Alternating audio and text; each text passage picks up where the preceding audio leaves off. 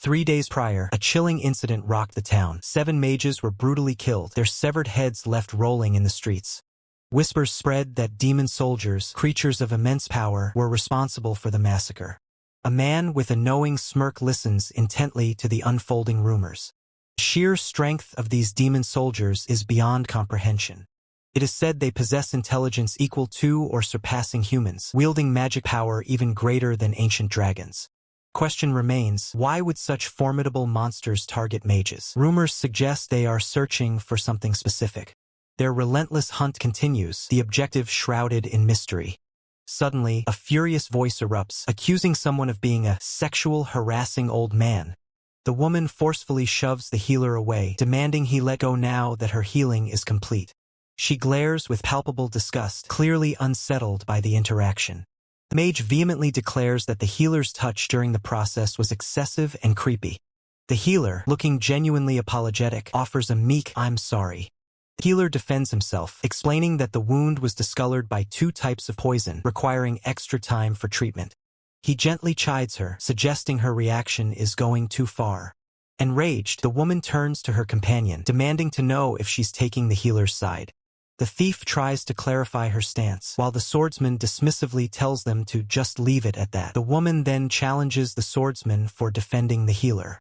The swordsman, with a haughty expression, declares it a waste of time, stating that looking at the healer's face any longer would ruin his future drinks. The swordsman announces it's time for the healer to leave and disdainfully tosses a handful of meager coins as payment. The few bronze coins clatter onto the cobblestone ground, a paltry sum for his efforts. The swordsman tells the healer to return at the usual time tomorrow, but the man, barely visible, desperately calls out, "Wait!" The healer's face contorts in shock and anger, questioning if this measly amount is truly all he's getting paid. Only 3 coins lie on the cold, hard ground. The swordsman, without even looking back, declares that the payment reflects the true worth of the healer's work. His words cut deep, as the swordsman accuses the healer of merely hiding in the shadows and being nothing more than a burden. The healer turns his back, his shoulders slumped as he walks away, the harsh words echoing in his mind. Bystanders recognize the party, marveling at their high rank and considering themselves lucky to encounter such a formidable group. They speculate about the party's imminent promotion to an even higher rank, noting the powerful aura they exude. Left alone, the healer sighs, the weight of the insults heavy on him. He suddenly remembers his own injuries, activating a healing spell as a soft green light envelopes his hand. A thoughtful expression crosses the man's face as he looks back. He stands contemplating the few coins scattered on the ground, a stark reminder of his perceived value. His jaw clenches, a silent testament to his inner turmoil. The man sits on the ground, clutching a single coin, questioning the very direction of his life. Rising from the cold ground, the protagonist stands alone, the weight of his failures pressing down like a mountain as he stares into the empty night. He looks up at the full moon, the silence of the town echoing his own despair. "Maybe I should just quit being an adventurer," he mutters to the stars. A bitter smile touches his lips. He knows the truth. Even if he wanted to walk away, it's not that simple when you have nothing else to turn to. He lacks the skills for a new career, and his savings are non-existent. At this point, he thinks being monster food might actually be the easier path. Suddenly, he shakes his head, waving away the dark thoughts. There is no point dwelling on a life that refuses to change. Deciding to drown his sorrows, he resolves to head out for a drink. Constant worrying about money is just too depressing for one night. The night has other plans. A sudden, violent arc of purple energy tears through the air with lethal precision. The protagonist barely has time to gasp as the shockwave of the attack slams into him, catching him completely off guard.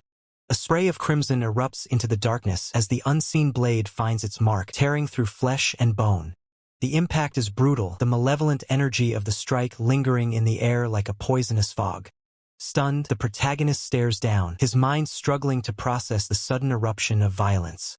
He clutches his stomach, the warm flow of blood soaking through his clothes as he staggers under the weight of the critical wound. His eyes widen in pure, unadulterated shock. The reality of his own mortality stares back at him from the shadows. He looks at his trembling hand, now slick with his own lifeblood. "What is this?" he whispers, his voice shaking with terror. In the gloom, a cold, mocking voice speaks, the silhouette of a hooded figure slowly becoming visible. The protagonist looks up, his breath hitching. He thought it was a human, but the overwhelming, dark presence tells a far more terrifying story. Standing before him is a monster cloaked in a violet aura, its eyes glowing with a predatory hunger. The creature lands lightly on a nearby roof, its movements fluid and unnatural, marking it as a high-tier threat. Dark adversary bows mockingly, introducing himself as Zeon, a demon soldier serving under the command of the Demon King. A cruel smirk spreads across the demon's face as his red eye flares. "I've finally found you," he hisses with sinister delight. Addressing him as Healer Sotel, the dark adversary reveals that he is here on orders from his lord to eliminate him. Confused and bleeding, the protagonist demands to know why a demon soldier would even know his name, let alone target him. The dark adversary doesn't answer with words, launching another devastating wave of purple energy that threatens to end the fight instantly. Desperate, he activates Angel Heal. A brilliant green light surges from his palm, instantly beginning to knit his torn flesh back together. Dark adversary pauses, genuinely impressed by the incredible speed of the spellcasting. The protagonist can only offer a grim retort. They clash in a blur of motion, the street lighting up with the violent friction of their opposing powers. The dark adversary taunts him, warning that if he continues to hold back, his death will be swift and painful. Sweat beads on his forehead as the protagonist realizes the bloodlust is real. He's being hunted, but he still can't fathom why. He questions the absurdity of it all. Why would the king of monsters order the assassination of a perpetual F-rank washout healer? The dark adversary stops, his expression shifting to one of genuine disbelief at the protagonist's words. He stares at the healer, a realization dawning on him that is almost too comical to believe. The demon's voice drops to a low growl. "Don't tell me you still don't know the extent of your own power at your age?" The protagonist is baffled, but the demon simply bursts into laughter, calling it a priceless case of a treasure going to waste. He reveals the shocking truth. The protagonist possesses a skill that only appears once in 1,000 years, yet he remains completely oblivious. As a massive surge of energy erupts, the protagonist screams in confusion, the world around him exploding into a chaotic clash of red and purple.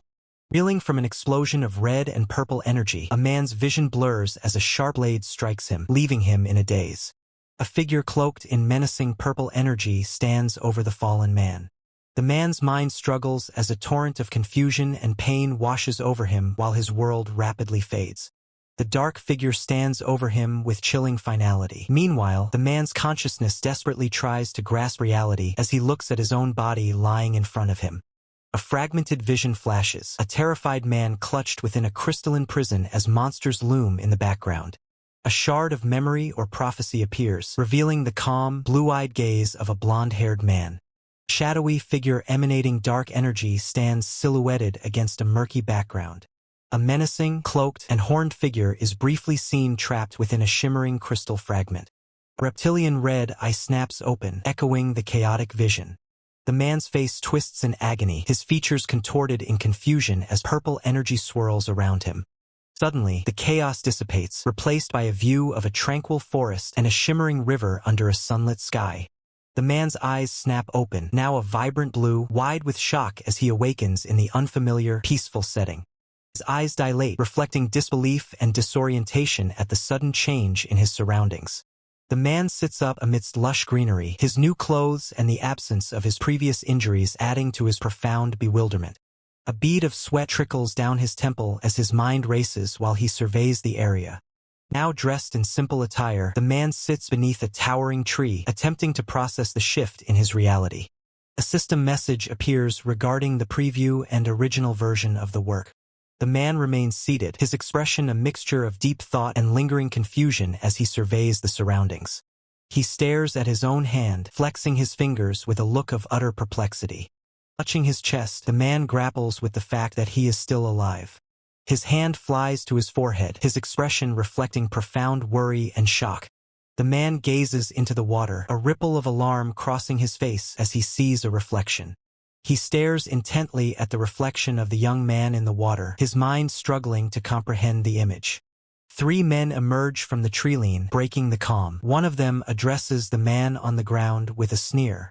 The man turns, his expression hardening into one of wary annoyance as he takes in the approaching figures.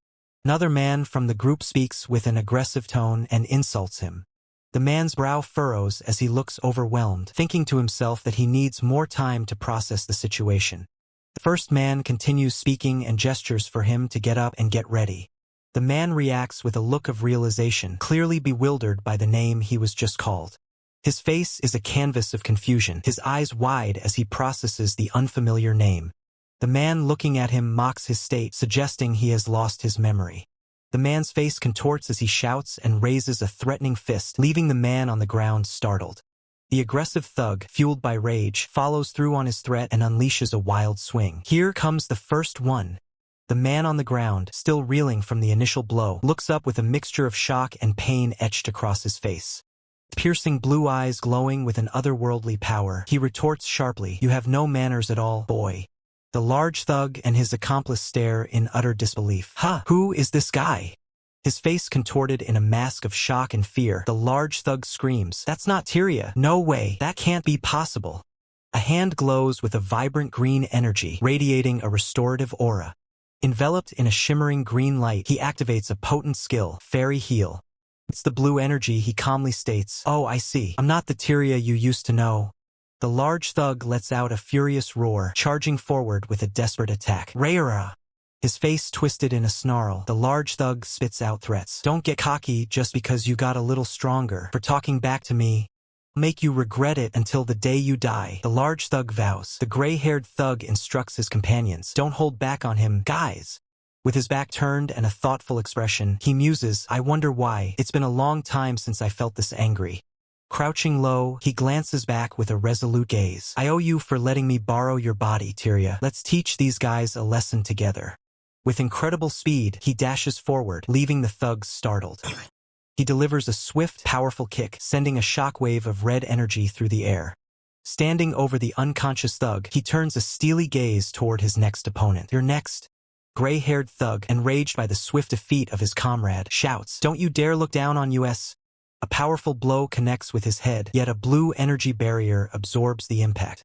The gray-haired thug stumbles back, groaning. He calmly assesses, "Not bad." Drenched in sweat, the large thug exclaims in disbelief, "What the hell is going on?" His shock continues as he questions, "What happened to him?" His eyes glowing with an intense blue light, he challenges the last standing thug, "You want to go too?" The large thug points an accusing finger, unleashing a torrent of insults. "What the hell are you? You were dead weight until yesterday, always relying on us. Completely useless." Large thug's face is a picture of pure fury, his mouth wide in a scream of indignation. With a guttural yell, "OHHH," the large thug leaps into the air and swings a wooden club down. He skillfully evades the attack, a confident smirk playing on his lips. "But you know what? F-rank or not, I'm still an adventurer. As long as you're alive, you gain experience. I've been through hell countless times." Mid-air, he delivers a decisive counterattack against the charging thug. The wooden club connects with the large thug's face, the brutal impact sending red energy radiating outwards. With an intense, glowing gaze, he delivers a scathing remark. "Just swinging your power around without thinking is no different from a child throwing a tantrum." He brings down a final, crushing blow. "Sorry, but you can't even beat an F-rank like me." The large thug is sent flying backward from the immense force of the strike, blood spurting from the impact. He stands victorious and composed as the last thug lies unconscious on the ground. Looking at the fallen figures, he muses, "Did I go a bit too far against kids?" He reflects thoughtfully, "I hope this at least cleared some of Tyria's resentment. He was young, agile, and had a good physique. It's strange he was treated so badly." Surrounded by a faint green aura, he ponders a new mystery. "But if this body belongs to Tyria, how was I able to use healing magic?" Reality of the situation begins to sink in, coming back to life in another body. Possession isn't just a fantasy trope anymore. The protagonist stares at his hands, grappling with the weight of a second life and the endless questions that come with it. Suddenly, something catches his eye. A sharp realization strikes as he notices an object lying nearby on the forest floor. There, amidst the grass, lies a discarded piece of parchment. "This is," he mutters, stepping closer to investigate the mysterious find. He reaches down, his fingers brushing against the rough paper. It looks official, perhaps a clue to the identity of the person whose body he now inhabits. It's a status examination form. The ink reveals a name, Tyria, an F-rank healer. So, this body belonged to a low-level adventurer after all. Standing tall, the protagonist makes a decision. Sitting here won't provide answers. He needs to head to the guild and take an examination for himself to see what he's truly capable of. Besides, he can't stop thinking about what that demon soldier mentioned. A specific power, a rarity among thousands. The memory of the dark, hooded entity looms in his mind, a skill that only 1 in 1,000 people possess. Perhaps the guild's tests will reveal if he truly holds that legendary strength. Flickers of latent energy dance in his vision, a spark of the power waiting to be unleashed. The protagonist recalls the past. He hadn't bothered with examinations for years because his abilities never showed any signs of improvement. Radayon used to berate him constantly for wasting time. He arrives at the Adventurer Guild. The hall is filled with the usual crowd of warriors and mages, all waiting for their next chance at glory or coin. He approaches the counter and submits his request. The clerk takes his paper with a practiced, indifferent motion. Taking a seat on a nearby bench, he waits. He holds the status sheet, his eyes scanning the lines of text as he prepares to face the truth of his current state. He starts with the basic status page. Let's see what we're working with, he thinks, focusing on the magical script.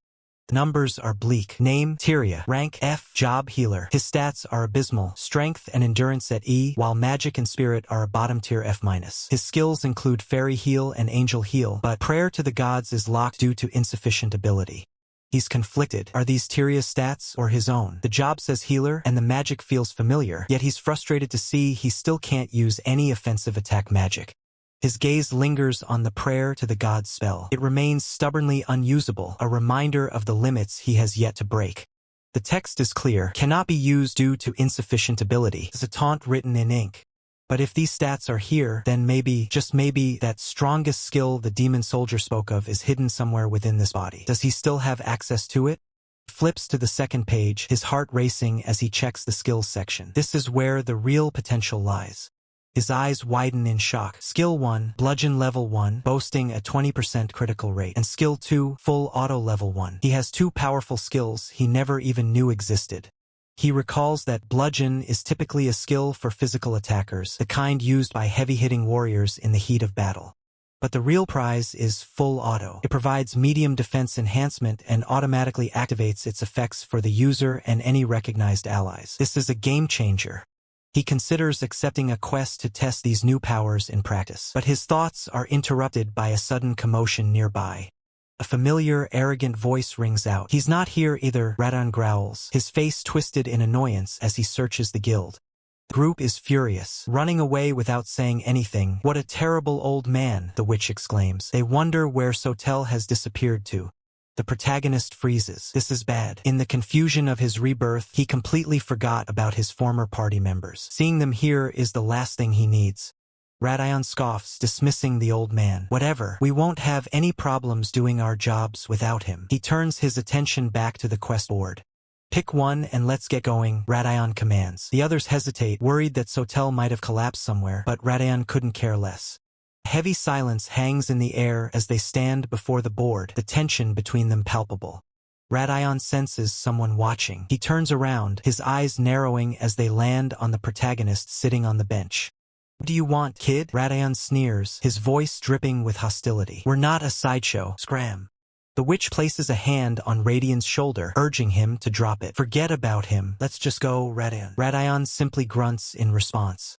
As they walk away, she continues to vent her frustration. Not only was he useless, but he left us with this mess in the end. Really pisses me off. The protagonist watches them leave, a bead of sweat rolling down his face. He dodged a bullet this time, but the world is getting smaller by the second. A chilling realization hits the protagonist harder than any physical blow. They didn't even recognize him. His breath hitches as a bead of sweat rolls down his temple. The weight of his hidden identity is becoming a heavy burden to carry. He falls into a deep silence, his gaze dropping as he processes the gravity of his situation. He looks down at the document in his hands. It identifies him as Tyria, a mere F-rank adventurer with the healer job class. Tyria, the F-rank healer. His mind drifts back to the 3 men he first encountered when he woke up in this world. He remembers himself as he was back then, just another face in the crowd, buried in books and trying to make sense of his new reality. He thinks of the guild acquaintances who looked past him, never suspecting the power he truly held. And every single one of his former party members, people who saw him as nothing more than a disposable asset. The protagonist stares at the paper, the memories of his low-rank life tasting like ash in his mouth. His grip tightens on the parchment. The days of being looked down upon are nearing their end. For so long, he lived as a bottom-tier adventurer, sacrificing his pride and giving up on everything just to survive. He did it all for the money, forced to bow his head to people who weren't fit to walk in his shadow. He recalls the fake smiles and the constant exhaustion, the life of a servant disguised as a healer. But the look in his eyes has changed. The submissive healer is gone, replaced by a man with a lethal purpose. With a sharp tear, he shreds the document. He's done playing the part of the weakling. He walks toward the light, determined to finally put an end to this cycle of humiliation. Leaving the city behind, he enters the wilderness, a place where rank doesn't matter, only strength does. Suddenly, a generic monster lunges from the brush, its jaws snapping with predatory hunger. His eyes ignite with a cold blue glow as he prepares to activate his combat abilities. More beasts emerge, surrounding him. They think they've found an easy meal, but they couldn't be more wrong. He steadies his breathing, calculating the distance. He only needs one more clean hit to finish this. He strikes again with bludgeon, the impact echoing through the forest as he crushes the monster's skull. The beast collapses instantly, its life snuffed out by the overwhelming power of the strike. He stands over the fallen creature, realizing how convenient this skill truly is. He regrets not taking his examinations more seriously in the past. System prompt appears. Bludgeon has leveled up from 1 to 2. He feels the power surging through him as his critical and vital hit rates improve. A confident smirk plays on his lips. It's time for the main event. He's going to test out the full auto skill. 3 more wolves charge out of the treeline. He welcomes the challenge with a cold, focused stare. He prepares to unleash the full extent of his automated combat system. This is the moment of truth. He shouts the command, skill, full auto, expecting the system to take control of his movements. He strikes a pose, waiting for the surge of automated energy to guide his hands. Nothing happens. The wolves continue their approach, and he remains frozen in place. A wolf blurs past him, its speed catching him completely off guard as the system remains silent. The impact is sudden and violent. Without the skill's protection, he's left wide open to the assault. Panic begins to set in. Why isn't the skill activating? He's followed every step, yet the system refuses to respond. He looks down at his hand, a sudden thought crossing his mind. There's a detail he overlooked, something small that changes everything. The protagonist stares at the screen as the realization hits him. His full auto skill isn't just a simple buff, it's a comprehensive enhancement suite covering defense, attack, and magic that activates for him and his allies. A monster lunges from the brush, its jaws wide and eyes glowing with predatory hunger. It has no idea what it's about to encounter. The impact is instantaneous. Blood sprays across the clearing as the monster's assault is met with an immovable force. The beast's teeth shatter against the protagonist's skin. It lets out a pained, distorted howl as its own momentum turns its jaw into a wreck of bone and gore. He stands unfazed, bathed in a calm green aura. With his defensive enhancements, these monsters can't even scratch him, and any minor damage is instantly erased by auto-heal. Looking at the remaining pack, he calculates the potential. If his attack and magic values scale automatically, the tactical advantage is staggering. He finally understands why the enemy was so desperate to eliminate him. It wasn't malice. It was pure, unadulterated fear of the full auto skill's true potential. With this power, he can finally reclaim the dreams he once abandoned. This time, he won't just survive, he will grow endlessly stronger. His eyes flare with a sharp blue light. The skill hadn't been failing to manifest. It was simply waiting for him to grasp its true magnitude. A sudden blur of motion cuts through the air, a testament to his newly heightened reflexes as he moves to finish the hunt. The wolves scramble, but they are no longer the hunters. The forest floor becomes a stage for his absolute dominance. Everything slows down. He can see every twitch of their muscles and every shift in their weight as if the world is playing back in a frame-by-frame replay. The dense forest falls silent. The once threatening shadows are now nothing more than a training ground for his awakening. The aftermath is a scene of grim efficiency. Multiple wolves lie dead in the grass, their lives ended before they could even register his movements. He checks his progress, ensuring that his results align with the goals he's set for this new beginning. Standing over the carnage, he reflects on his enemy's fear. If he had only known about this power sooner, his previous life wouldn't have been such a tragedy. He pulls up his status window. Despite his low initial stats and role as a healer, his full auto skill is the wild card that makes the rest of the numbers irrelevant. Merging from the woods, the protagonist carries a massive, bulging sack of loot. He mutters to himself that he might have gone a little overboard with the hunting. The quest only called for 30 wolves, but seeing the results was addictive. By the time he stopped, he had hunted nearly 3 times the required amount. He arrives at the Adventurers Guild, a place where strength is the only currency that matters and where his journey truly begins. The man continues his unwanted advances, calling her cute and demanding she stop playing hard to get. Suddenly, her eyes light up with relief. She points past the harasser, noting that someone else has finally arrived at the counter. With a swift, sharp motion, the unwanted hand is slapped away from the counter, breaking the tension.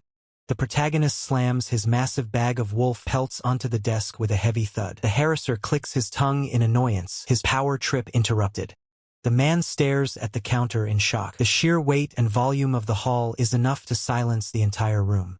The protagonist's companion freezes, her eyes widening as she stares at the massive sacks of loot piled onto her counter. The sheer weight of the haul seems to defy logic for a solo hunter. She gasps out a confused as more bags hit the wood with a heavy thud, the sound echoing through the quiet guild hall. Noticing her stunned silence, the protagonist tilts his head, wondering if he somehow broke a rule by bringing in too much at once. The counter is now nearly buried under the weight of the monster materials, leaving the protagonist's companion completely speechless. Every bag is stuffed to the brim, a visual testament to a level of efficiency that shouldn't be possible for someone of his rank. Placing the quest form down, the protagonist calmly states he's here to officially turn in the mission requirements. Reading the paper, the protagonist's companion stammers, realizing this was supposed to be a simple E-rank quest for 30 wolves. The protagonist offers a sheepish apology, realizing that he might have gotten a bit carried away during the hunt. He presents a handful of sharp wolf fangs as proof, the trophies of a massacre that occurred in record time. Whispers erupt from the surrounding hunters. They recognize him as a rookie, but the sheer volume of his haul suggests a hidden, monstrous ability. The protagonist's companion quickly snaps out of her daze, beaming as she offers her enthusiastic congratulations on clearing the quest. She can't believe her eyes. A healer bringing in this much material solo is unheard of in the history of the guild. He notes that at this rate he could be promoted to D-rank soon, while the protagonist reflects on how much more helpful she is in this life. She gives him a bright, genuine smile, clearly impressed by his unexpected prowess. Even the older hunters in the room can't help but admire the scene, chuckling at the vibrant energy of the youth. Protagonist remains humble, though he knows his secret power is the only reason he's standing here with such a haul. Suddenly, a harsh voice cuts through the atmosphere, demanding that the protagonist get out of the way immediately. An arrogant hunter looms over him, sneering at the newbie who's taking up too much space at the counter. The protagonist shoots a sideways glance at the interloper, his expression turning cold and unimpressed. The arrogant hunter scoffs, accusing the protagonist of faking his results just to try and impress the girl behind the counter. Protagonist doesn't back down, simply asking the man what would happen if that were actually the case. The bully doubles down, claiming it's obvious that a weakling like him must have bought the materials from someone else. Protagonist sighs, pointing out the lack of logic. Why would he waste money just for a bit of hollow praise? Laughing in his face, the hunter calls him weak, confident that his own physical strength is vastly superior. He flexes his muscles, boasting that his arms are twice the size of the protagonist's and that he always clears quests solo. The protagonist's companion looks on with a strained expression, clearly uncomfortable with the escalating tension. The protagonist finally realizes what's actually going on. This guy isn't just a bully, he's jealous because he has a crush on her. He looks at the man with a mixture of pity and boredom, tired of the predictable drama. The hunter demands an answer, pushing the protagonist to admit he's a fraud since he's just a lowly healer. Calmly, the protagonist reiterates that he gathered every single item using his own strength, whether the man believes it or not. Hunter scoffs, pointing out that these wolves have high magic resistance. A healer's spells shouldn't have been able to touch them. The hunter's face contorts with rage at the nonchalant answer, his teeth bared in a snarl. He bursts into mocking laughter, slapping the bags and sarcastically praising the protagonist for being more brawn than he looks. Protagonist sighs again, realizing that no matter what evidence he provides, this man is blinded by his own ego. The hunter leans in close, his eyes burning with malice as he demands to know what's with the disrespectful look on the protagonist's face. Dismissing him entirely, the protagonist turns to walk away, telling the man he can interpret his silence however he likes. The hunter finally snaps, raising a fist and screaming for him not to act so cool, his jealousy boiling over into a violent rage. The hunter's jealousy boils over into rage. His foot stamps the floor as blood stains the ground from the brutal exchange. Clutching his bloodied hand, the enraged hunter curses, "Damn it, what did you do to me?" His bandaged fist drips with fresh blood, a stark sign of the unexpected damage he sustained. A calm, indifferent voice replies, "Nothing." The protagonist wonders if a defensive skill was triggered, while his companion watches with a concerned expression. His eye glows with a subtle light, confirming the activation of a passive defense skill. The protagonist stands with newfound confidence as his system panel indicates that his skills have leveled up and improved. Onlookers grimace at the hunter's injury, whispering that his hand looks broken. The hunter seethes as he hears the crowd mocking him for losing a fight he started. Humiliated, a vein pulses on his temple as his fury reaches its peak. "I'll never forgive you," the hunter roars, drawing his sword in a desperate, vengeful cry. With a frenzied scream, the hunter brings his sword down in a powerful overhead strike.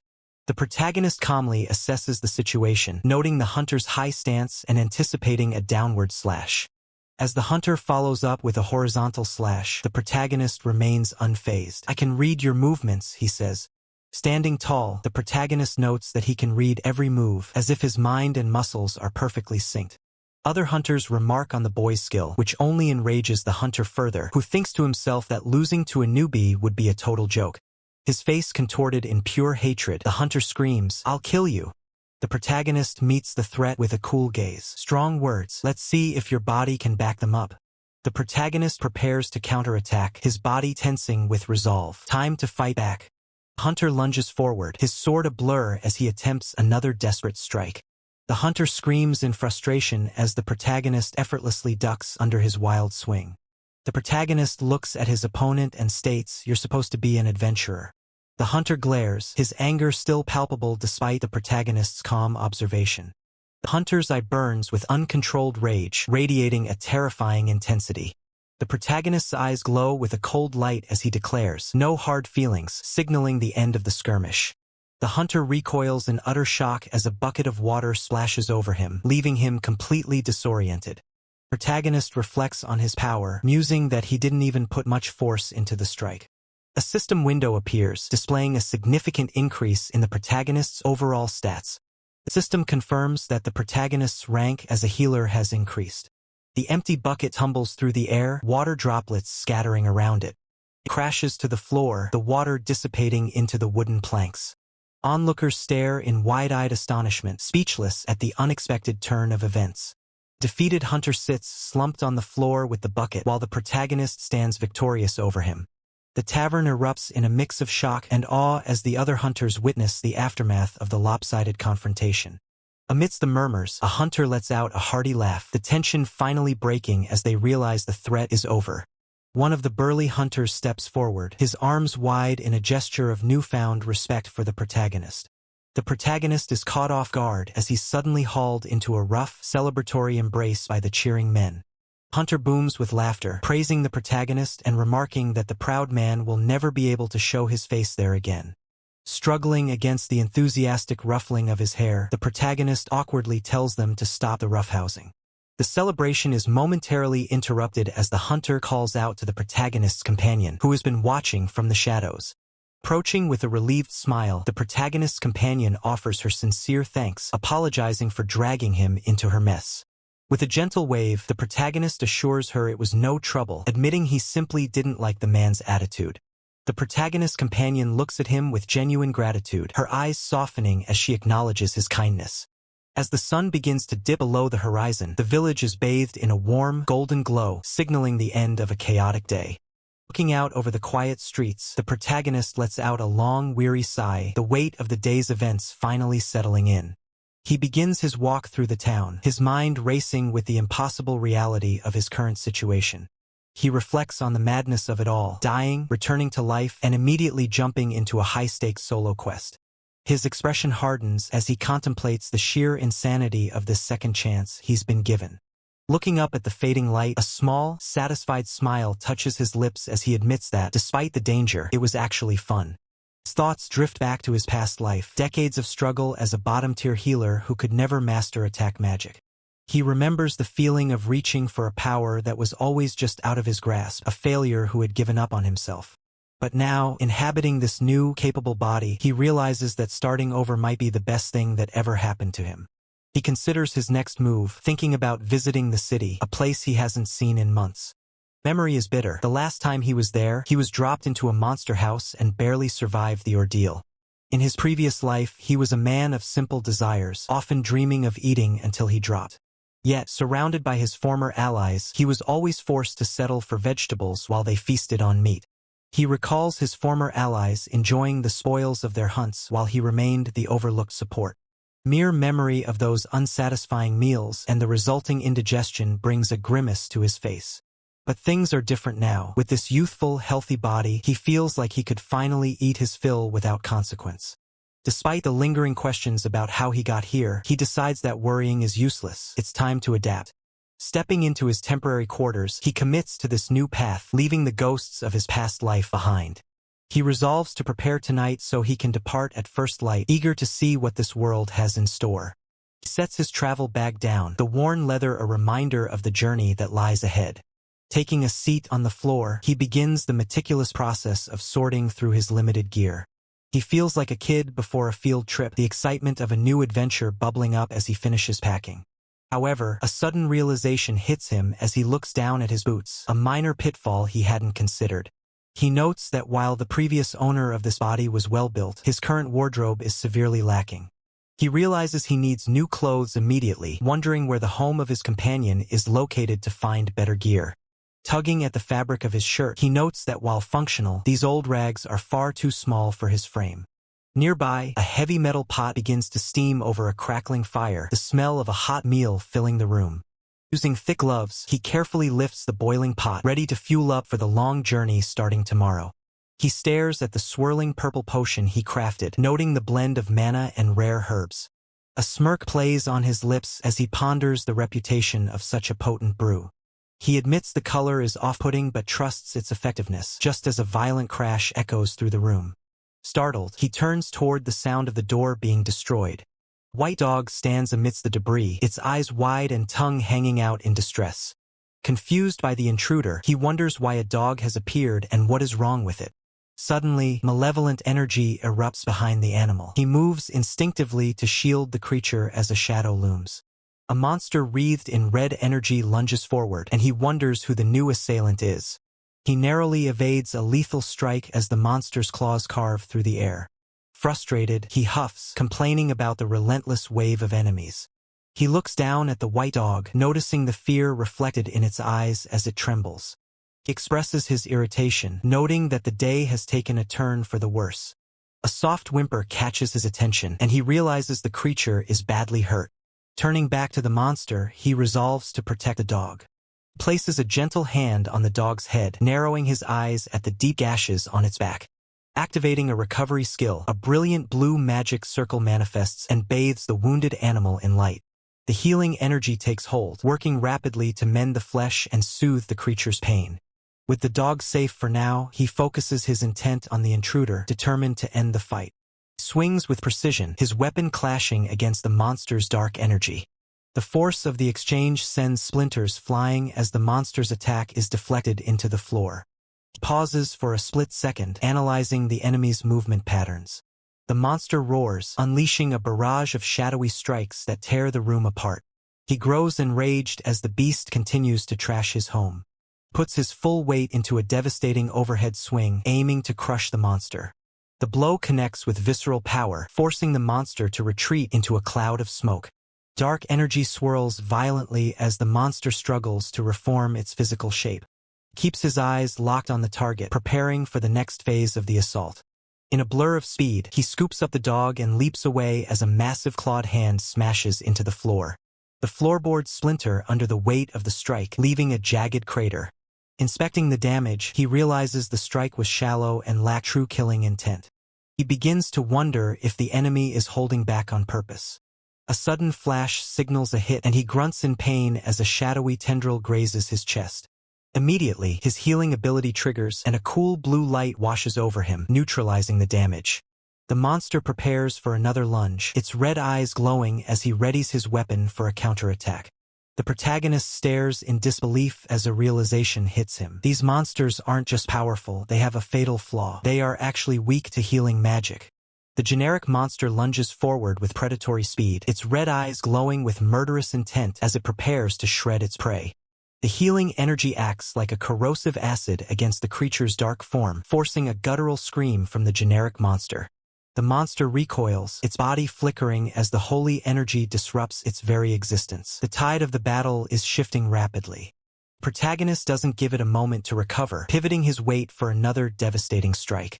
The onslaught continues. Another fairy heal activation sends waves of purification through the room, pinning the monster down.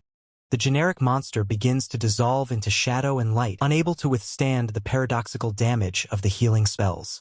With a determined glare, he prepares the finishing blow. This fight ends right here, right now. He unleashes his ultimate recovery spell, Angel Heal. A massive magic circle forms, incinerating the darkness with holy radiance. The generic monster lets out one final, agonizing shriek before its form is completely erased by the light. Nothing remains but fading embers of red energy. The threat has been neutralized, leaving only a lingering silence. The protagonist stands alone in the aftermath, his breathing heavy as he surveys the empty room. A bead of sweat rolls down his face. The intensity of the encounter has left him on edge, his mind racing with questions. He retreats into the safety of a nearby building, the warm glow of a lantern a stark contrast to the cold battle outside. It's creepy, he thinks. These things don't even leave corpses behind. They just vanish into nothingness. He pushes deeper into the house, seeking a moment of respite to recover his strength. A heavy sigh escapes his lips. The fatigue is starting to set in, weighing down his limbs. He clutches his forehead, wondering if he overextended himself. Did he use too much mana in that final exchange? But then, he notices a strange sensation. His body feels different, vibrant, yet unfamiliar. This isn't how he used to feel. A green aura begins to envelop him. He knew young bodies developed quickly, but this rate of growth is beyond anything he expected. Suddenly, he stops. In the corner of the room, a small white dog watches him with an intensity that feels almost human. The dog growls, its fur standing on end as it senses the powerful energy radiating from the intruder. Protagonist raises his hands in a non-threatening gesture, trying to calm the animal. Don't be afraid, he says softly. He scans the room, checking for any other surprises hidden in the shadows of the old house. He reaches out a hand, hoping to show the creature he means no harm. It's over now, he reassures it. But his eyes widen in shock as the dog does something impossible. It doesn't bark, it speaks. The dog's mouth moves, forming clear, articulate words that chill the protagonist to the bone. You, the dog begins, its voice low and accusatory. You aren't Telia, are you? Dog steps forward, its gaze piercing. Why do you look like him? What did you do to Telia? The protagonist is frozen in place, his mind reeling. The dog, it's actually talking? As the mystery deepens, a system notification appears. Sotel's healer rank has increased from F to E, and his stats are climbing. The journey is just beginning. Stay tuned for the next chapter of this epic journey. Don't forget to like and subscribe for more hardcore manhwa recaps. The silence of the room is broken by a low, guttural realization as a massive white paw hits the floor. The beast narrows its eyes, processing the situation with a cold, analytical gaze. Suddenly, the creature bares its fangs in a murderous snarl. It bellows an accusation, demanding to know if the man is the one who stole the girl's body. Caught off guard by the sudden hostility, the man holds up his hands, desperately trying to de-escalate the situation before the beast lunges. His voice is frantic as he shouts that the wolf has it all wrong. He isn't a thief, but the beast isn't interested in excuses. With a burst of primal speed, the white wolf launches itself forward. The man barely has time to react as the predator closes the distance in a flash of fur and fury. The wolf circles him like a seasoned hunter, its growls vibrating through the wooden floorboards. He prepares for the next impact, his muscles coiled and ready. The beast strikes. It bites down hard, its powerful jaws clamping onto the man's arm. He grunts in pain, feeling the sheer force of the animal's bite. The man's eyes widen in shock. He didn't expect the creature to be this relentless, and the intensity of its gaze suggests a deeper, more personal grudge. The wolf lets out a muffled grunt of surprise. Something is wrong. The expected resistance or the taste of its prey isn't what it anticipated. Seizing the opening, the man uses his strength to pin the beast. He holds its head steady, forcing it to stop its assault as he tries to regain control of the room. Suddenly, the wolf's aggression vanishes, replaced by a pathetic whimper. The man is baffled, asking what could possibly be wrong with the beast all of a sudden. The wolf collapses onto the floor, its voice trailing off as it complains about its stomach. The once menacing predator now looks like a defeated puppy. The man panics, wondering if the creature is still suffering from a previous wound. He leans in, his face etched with genuine concern for his attacker. Truth is far less dramatic. The wolf lets out a long, pathetic whine, admitting that the only thing wrong is that it's just really, really hungry. The man stares back with a deadpan expression. The lethal tension of the moment has completely evaporated, replaced by the sheer absurdity of the situation. Relenting, he provides a bowl of soup. The wolf wastes no time, lapping up the liquid with a fervor that suggests it hasn't eaten in days. Man watches from across the table, leaning on his hand. He waits for the beast to finish its meal, hoping for some actual answers now that its stomach is full. The effect is instantaneous. The wolf perks up, its eyes shining as it declares the soup a supreme creation. It claims to be overflowing with power once again. The man's sweat drops, noting that the meal certainly did something. The wolf has suddenly started speaking with perfect fluency instead of broken whimpers. Still, he can't help but feel a bit skeptical. He asks if it's even healthy for a creature like that to be eating soup. Wolf snaps back immediately, reminding him that it is not a dog. It tells him not to worry about such trivial matters. The man gives the creature a side-eye. He's clearly not convinced, but he decides to let the comment slide for the moment. The wolf scoffs, telling him that his judgment is rich coming from someone in his position. It sits tall, regaining its haughty demeanor. Man points out the obvious hypocrisy. He reminds the beast that it was the one who bit him just a few minutes ago. The wolf closes its eyes, offering a formal apology. It admits it was a bit agitated and failed to notice the man's true nature at the time. The wolf's comments catch the man's attention. He asks what that actually means, but the wolf dismisses the question, saying he'll understand in due time. The man sighs, realizing he won't get a straight answer yet. He decides to pivot to another, more pressing question. The wolf tilts its head, waiting. It seems more willing to talk now that it has been fed and the initial misunderstanding has been cleared up. The wolf mentions that the girl was important, explaining that her status changes the weight of everything that has happened. Man looks skeptical. He points out that if the girl was so important, the wolf should be more upset, especially since she is already gone. The wolf simply agrees. Its voice is calm, lacking the emotional outburst the man expected after such a revelation. It stares ahead with a somber expression, stating that this must have been her destiny. It seems to have accepted the tragedy with a strange, stoic grace. The wolf reveals it has been watching over the girl for 18 years. It admits a deep regret that its guardianship ultimately resulted in her demise. Because of that failure, the wolf feels a new responsibility. It declares that it must now guide the man, who was changed by the girl's sacrifice. The man isn't satisfied with the vague answers, but he lets it go for now. He has one last question about the battle they just survived. He asks about the monster they faced, a creature made of mist. He's never seen anything like it, especially one that is specifically weak against magic. The wolf hums in thought, its eyes narrowing as it searches its memory. Finally, it admits that honestly, it doesn't know much about that particular anomaly either. The wolf, still pondering the strange anomaly, suddenly recounts a harrowing attack. It explains how it was ambushed the moment it left the house, desperately searching for Tyria, who had not returned. The protagonist clenches his hands, his brow furrowed with concern. He laments the chaos, observing that between the escalating demonic activity, the wolf's presence, and a strange new monster, too many bizarre events are unfolding. The protagonist questions the wolf, repeating its mention of demons. The wolf, with a knowing look, counters by asking if the protagonist knows something about them. Wolf turns its back, its thoughts swirling with a grave realization. It wonders if those wretches have finally made their move, and if their sinister sights are already set on a new target. The wolf remains silent, its eyes closed in deep contemplation, offering no further information to the protagonist's inquiry. The protagonist sighs, acknowledging the wolf's continued silence. With a hint of resignation, he decides to drop the matter for now. With a final decision, the protagonist gently lifts the wolf, signaling the end of their conversation. The wolf looks up, letting out a questioning "Hm." The protagonist, with his back turned, explains that their misunderstanding is resolved and its wounds are healed. He then politely suggests that since it has eaten its fill of soup, it should return home. The protagonist reveals his plans, stating he will embark on a journey tomorrow morning. The wolf, surprised, echoes his words with a questioning "a journey?" Protagonist inquires about the wolf's intended destination. The wolf, with a defiant snarl, declares that its destination is none of the protagonist's business, emphasizing that this is its own fresh start. The protagonist firmly rejects the wolf's insistence, but the wolf remains resolute, asserting that it will accompany him regardless. The wolf emphasizes its unwavering determination, stating that it cannot face Tyria if it abandons the protagonist now. The protagonist, visibly annoyed, insists that he doesn't need a babysitter. He declares his desire to travel freely, unburdened by a companion.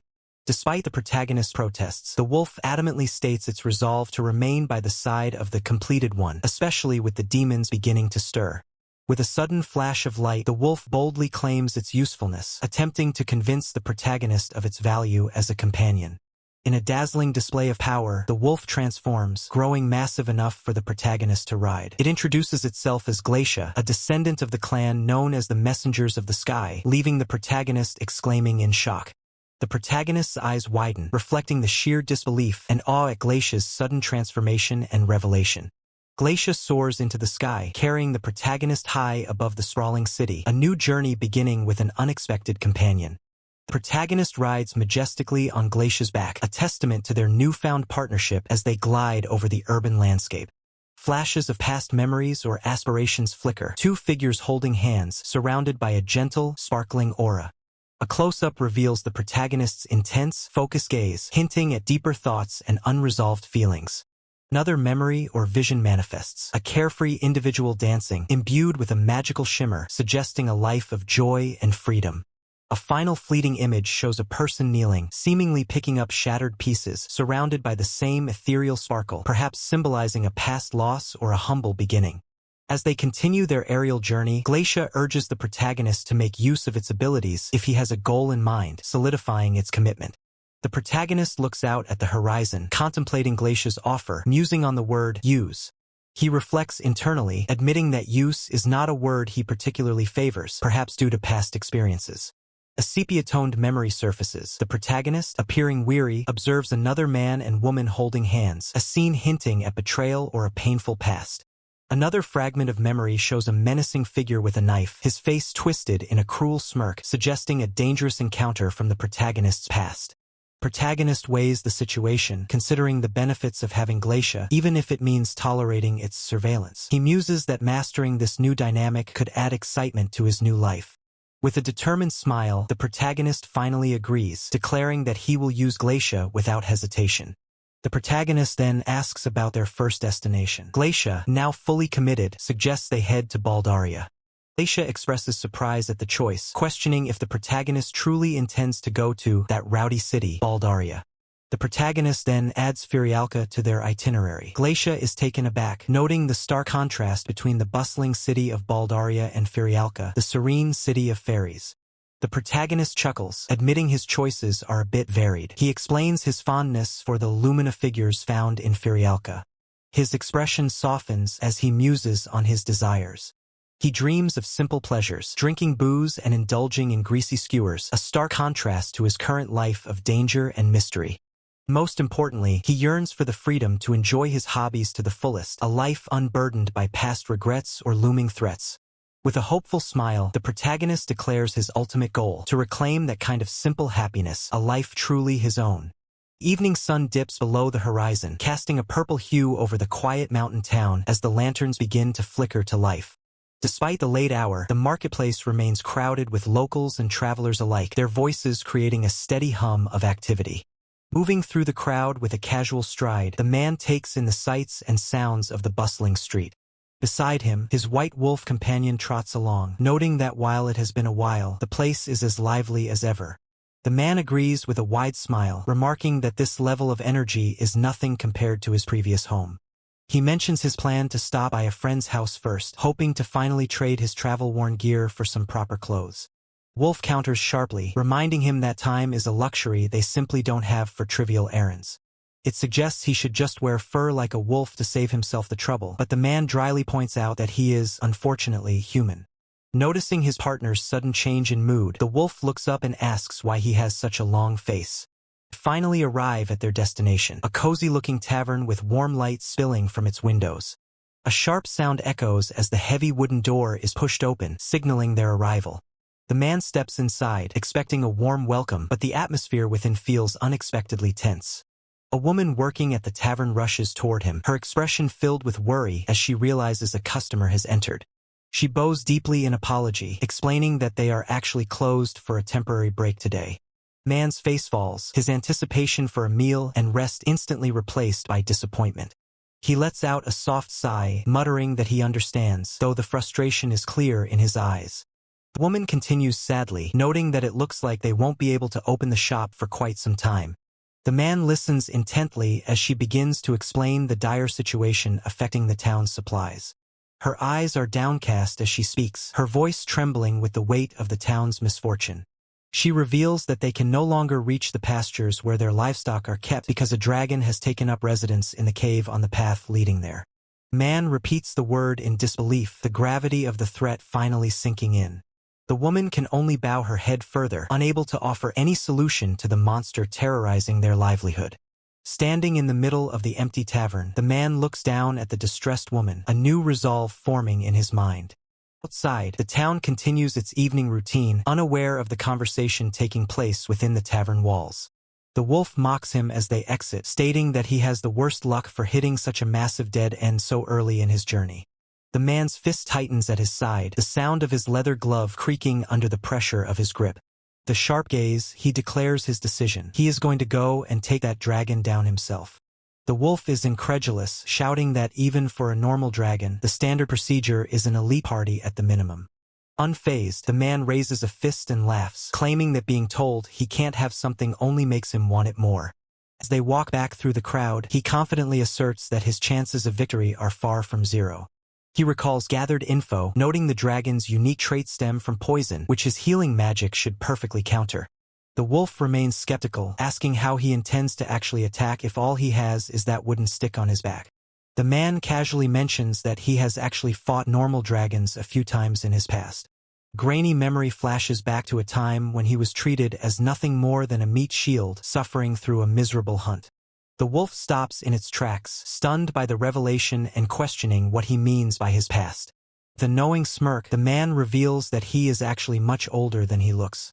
He admits that charging in blindly is a losing game, showing that despite his bravado, he understands the tactical risk. The wolf stares ahead with a grim intensity, realizing that for now, the real battle is only just beginning. With a major challenge ahead, the protagonist tells his wolf companion that his immediate goal is to acquire better weapons and armor. The wolf agrees, recognizing the need for stronger equipment. Their journey leads them to a rustic weapon shop with a prominent sign. As the protagonist enters the shop, the shopkeeper greets him with a standard welcome. The protagonist explains that he is going dragon hunting and asks if there is any gear suitable for such a dangerous task. The shopkeeper reacts with disbelief, skeptical that a youth would attempt such a feat. He dismisses the protagonist, suggesting he is too young and lacks the funds, and tells him to go play in the park with his dog. The wolf is offended by the remark, and the protagonist quickly apologizes for his companion's temper. The protagonist calmly informs the shopkeeper that money is not an issue. He places a heavy, clinking bag onto the counter. The shopkeeper notices the weight of the bag, and his expression begins to shift. He cautiously opens the bag while the protagonist and the wolf watch for his reaction. The shopkeeper's jaw drops in utter shock at the contents of the bag. The bag is filled with gold coins, leaving the shopkeeper stunned. He picks up a coin to examine it, his expression now full of awe and respect. The protagonist smiles, noting the shopkeeper's sudden change in demeanor. The shopkeeper becomes fawning and apologetic, explaining that he usually deals with troublesome youths.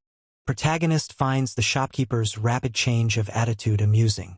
The shopkeeper and his assistants present a variety of weapons for inspection. The protagonist scans the selection with a focused gaze, looking for the perfect item. The shopkeeper presents a beautifully crafted sword that is both elegant and formidable. The protagonist's interest is piqued by the sword. The blade gleams, looking like a weapon of immense power. The protagonist chooses the sword, and the shopkeeper praises his keen eye for quality. The shopkeeper explains that the sword is a rare item forged from a recently discovered ore. He describes the sword's exceptional mana conductivity as the blade begins to glow with power. The shopkeeper becomes curious and asks the protagonist about his origins. He notes that the protagonist has unique characteristics he hasn't seen in others from the region. The protagonist decides to purchase the sword, though the wolf wonders if he can handle such a weapon. The protagonist admits he has never used a sword before but remains confident in his choice. He explains that he mainly chose the sword because it looks cool. The wolf gives his approval, noting that it is the protagonist's money to spend as he wishes. With the new sword in hand, they prepare for their next adventure. Leave the shop and head into a vast mountain landscape. They arrive at a rocky terrain with a mysterious glow and shimmering energy. The protagonist notes that the place is even more impressive than rumors suggested. The wolf senses a constant healing effect in the area. Now fully prepared, the protagonist asks the wolf if he is feeling nervous. The wolf dismisses the idea, stating he is actually excited for the fight. Protagonist is pleased with the wolf's enthusiasm as they get ready to face the challenge. The young man gazes into the dark cave entrance, sensing the presence of a great power within. The wolf-like companion stands by his side, its eyes reflecting the importance of their journey. The young man reflects on the glimpses of power he has encountered in his past battles. He prepares himself to witness the true nature of that power during the dragon hunt. A warrior with white hair strikes with a blade wreathed in purple energy against a massive dragon with red eyes. 3 adventurers, the white-haired warrior, a sorceress, and the young man, battle the monstrous dragon amidst magical energy. A hand glows with blue energy as a healing spell is activated. The young man supports the white-haired warrior as she is enveloped in a restorative blue aura. A blonde warrior charges forward, his expression grim as he navigates the chaotic battlefield. The dragon roars at the sorceress while the blonde warrior descends from above to strike, causing an explosion of energy. The dragon's terrifying face fills the frame, its red eyes glowing with menace. The blonde warrior grits his teeth, pushing through the pain with fierce determination. The battle grows increasingly difficult as the group begins to lose their momentum. The sorceress, assessing the situation, signals for a tactical retreat. The blonde warrior's face contorts in frustration, showing his unwillingness to back down. The young man stands his ground as the dragon looms behind the group. The young man is suddenly seized by the neck by an unseen assailant. The blonde warrior lifts the young man by the throat, looking at him with hostility and demanding more effort as the young man reels in shock. The white-haired warrior watches the confrontation with a look of concern. The sorceress observes the scene with a knowing smirk.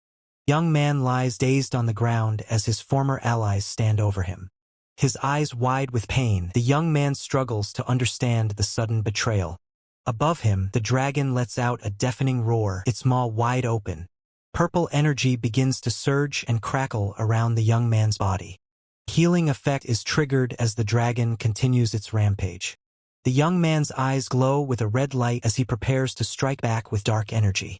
He shatters a potion, causing a burst of restorative energy to surround him. The young man and his wolf companion move deeper into the dark cavern. Feeling the effects of the potions, the man realizes that this confrontation is unlike any he has faced before. His face is bruised and shows signs of extreme exhaustion from the fight.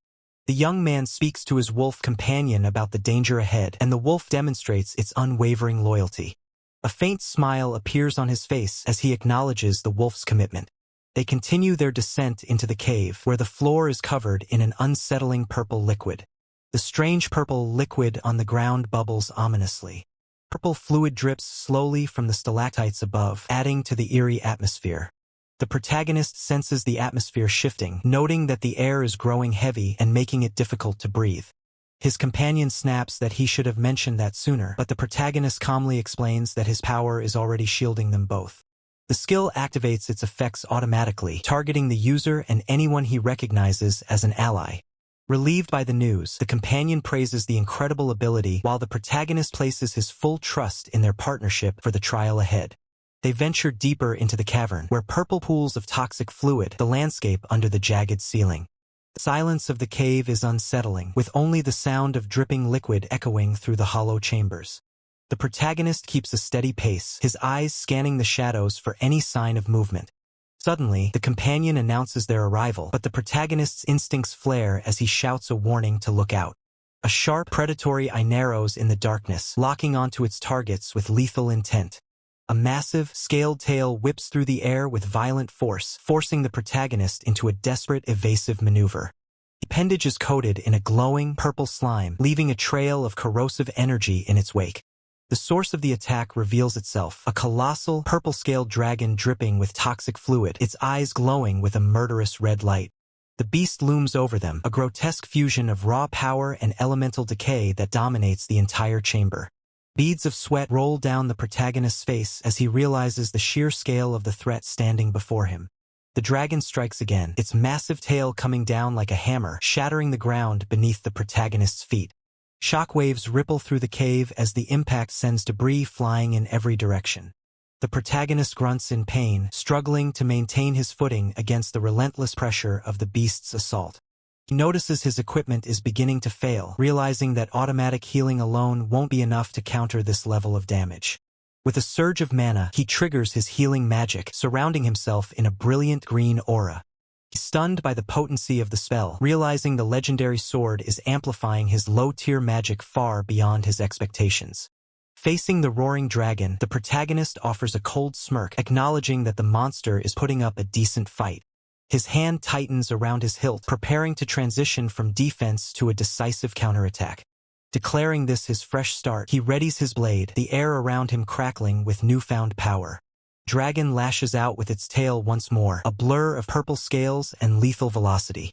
The protagonist is caught off guard by the speed, barely managing to react as the massive appendage sweeps toward him. His companion barks a desperate warning to be careful as the situation turns increasingly dire. The dragon lets out a deafening roar, and the protagonist admits that his current approach simply isn't working. The companion berates him, shouting to draw his sword and use it properly instead of hesitating. The dragon unhinges its massive jaws, its throat glowing with a noxious, gathering energy. A torrent of toxic green breath erupts from the beast's mouth, flooding the chamber with a lethal cloud of vapor. The protagonist's eyes widen as the wall of corrosive gas rushes toward him, leaving no room for escape. He is completely engulfed by the blast, the green mist swallowing his figure as the companion watches in horror. The explosion of energy clears, leaving behind a thick cloud of dust and smoke that hides the aftermath. Companion screams out for the protagonist, fearing the worst after such a direct hit from the dragon's breath. The smoke begins to swirl, revealing a faint silhouette still standing amidst the devastation. Companion looks on in disbelief, his eyes wide as the dust settles to reveal a miracle. The protagonist emerges unscathed, casually remarking that the attack was a bit too close for comfort. The companion is stunned, wondering how he could have possibly used healing magic to neutralize a dragon's breath in an instant. The protagonist marvels at his own activation speed, his blade now glowing with an intense, ethereal blue light. He realizes the sword is actually absorbing his healing magic to empower itself, validating the weapon's high recommendation. As the protagonist regains his footing in the dim cavern, his small companion rushes toward him, barking in concern. He gives a curt nod, confirming he's still in the fight. Suddenly, a massive, grotesque claw slams down from above. The protagonist barely manages to intercept the blow with his blade, grunting under the sheer weight of the impact. Gritting his teeth against the pressure, he realizes this beast is becoming far too wild. He stares up at the monstrosity, his expression mockingly suggesting it should try to calm down a bit. With a sudden burst of speed, he breaks the stalemate. His movements become a blur of violet energy as he prepares to transition from defense to a lethal counteroffensive. Deep within his subconscious, a primal power begins to stir. A dark, muscular silhouette manifests, representing the raw physical potential hidden within his soul. The protagonist's armor gleams as the energy stabilizes. He draws his blade back, the air around him vibrating with the intensity of his growing mana. He lunges forward, his eyes fixed on the target. Every muscle is tuned for a singular purpose, to dismantle the threat standing in his way. His gaze sharpens, his blue eyes glowing with a cold, analytical light. In this moment of absolute focus, time seems to slow down around him. He unleashes a powerful upward slash, the force of the blow tearing through the air and leaving a trail of crimson energy in its wake. The small wolf watches in awe, its eyes wide as it witnesses the sheer destructive power its master is capable of wielding. The protagonist feels a strange sensation coursing through his veins. He wonders if his body is finally remembering the combat instincts of a past life. He strikes the generic monster with a heavy blow. The impact resonates through the cavern as the creature shrieks in pain from the sudden assault. With an effortless leap, he vaults over the beast's massive frame, offering a playful smirk as he repositions himself for the finishing move. His eyes narrow as he predicts the creature's next move. He's already seen this pattern before, and he knows exactly how to exploit it. A pillar of brilliant light erupts as he channels his full power into a vertical strike, cutting through the monster's defenses like a hot knife through butter. The generic monster is systematically dismantled, blood spraying as the protagonist lands gracefully. The battle is over, and the predator has become the prey. Closing his eyes, he takes a moment to process the surge of energy. He whispers softly to himself, finally understanding the source of this newfound strength. In the depths of his mind, a mysterious presence lingers. He questions if a lingering foreign will still remains inside, guiding his every move from the shadows. The atmosphere shifts as the immediate threat fades, leaving only the echoes of the clash and the weight of the secrets still to be uncovered. The path ahead is fraught with even greater challenges, as the true scale of the conflict begins to reveal itself to our hero. Every victory brings him closer to the truth, but it also draws the attention of those who would see him fail. But the peace is short-lived. Another generic monster, a purple dragon-like beast, roars with fury, its eyes glowing with a malevolent red light. The protagonist stands his ground, facing the new threat head-on. The cave walls tremble as the beast prepares to lunge. His eyes flare with blue light once more. He won't allow anything to stand in his way, no matter how large or ferocious. The beast strikes with blinding speed. The protagonist is caught off guard by the sheer velocity of the charge, his eyes widening in shock. The monster ignores him, turning its sights on the small white wolf. It lets out a terrifying roar, cornering the helpless companion. The protagonist screams out for the beast to wait, but he's too far away to intervene. The dragon-like creature is already in mid-strike. In a display of brutality, the monster's jaws snap shut around the small wolf. The protagonist can only watch in horror. With its prize in its mouth, the beast retreats into the darkness of a nearby tunnel, disappearing before the protagonist can react. The creature leaps into the open sky, carrying the wolf away. The protagonist is left standing alone, the silence of the cave mocking his failure. It flies high above the forest canopy, a purple shadow against the pale sky. The chase has only just begun. Despite the dire situation, the small wolf snarls through the pain, its gaze fixed on the monster with defiance. Its spirit remains unbroken even in the face of death. Small wolf's defiance is met with a shadow that blots out the sun. A messenger from the heavens, or so they say, a massive purple dragon descends, its presence radiating a suffocating pressure over the forest.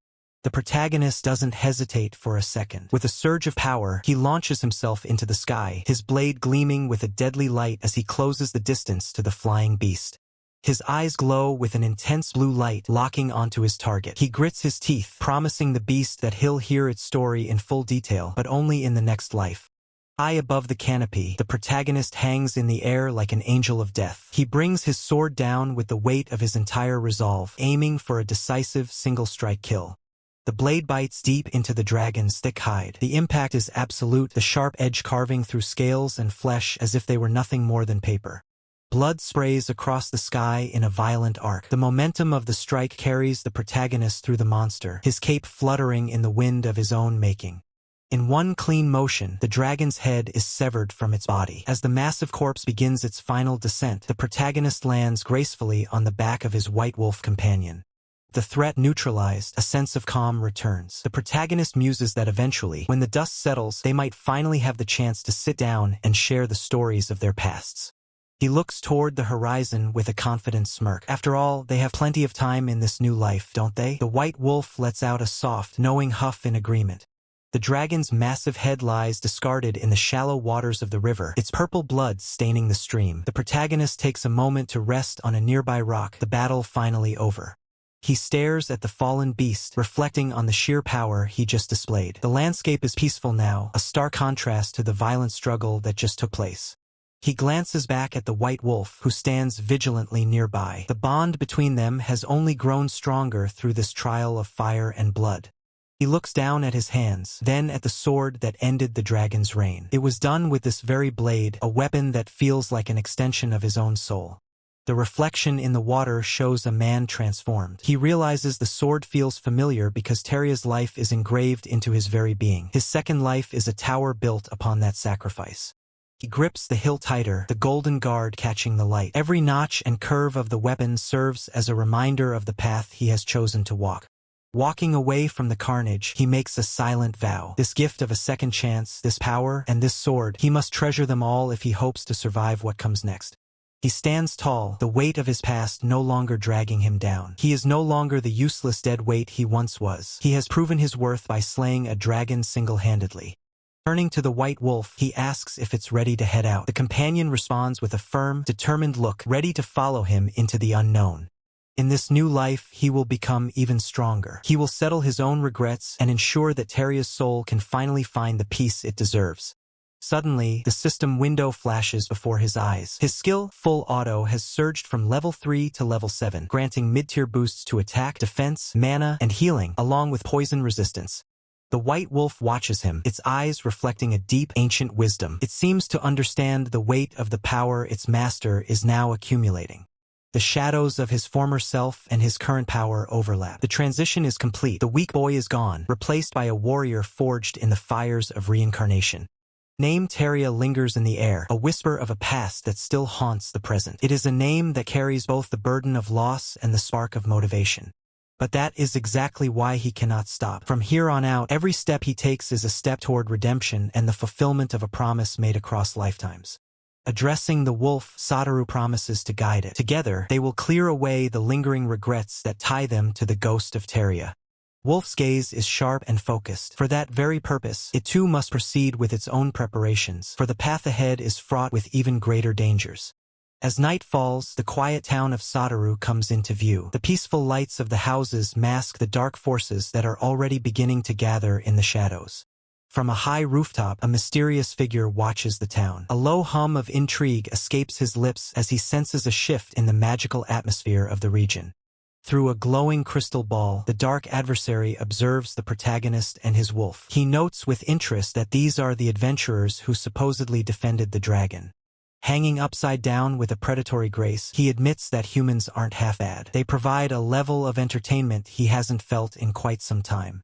His hand begins to glow with a dark, cosmic energy as he crushes the vision. The shards of the crystal ball float in the air, reflecting his growing malice.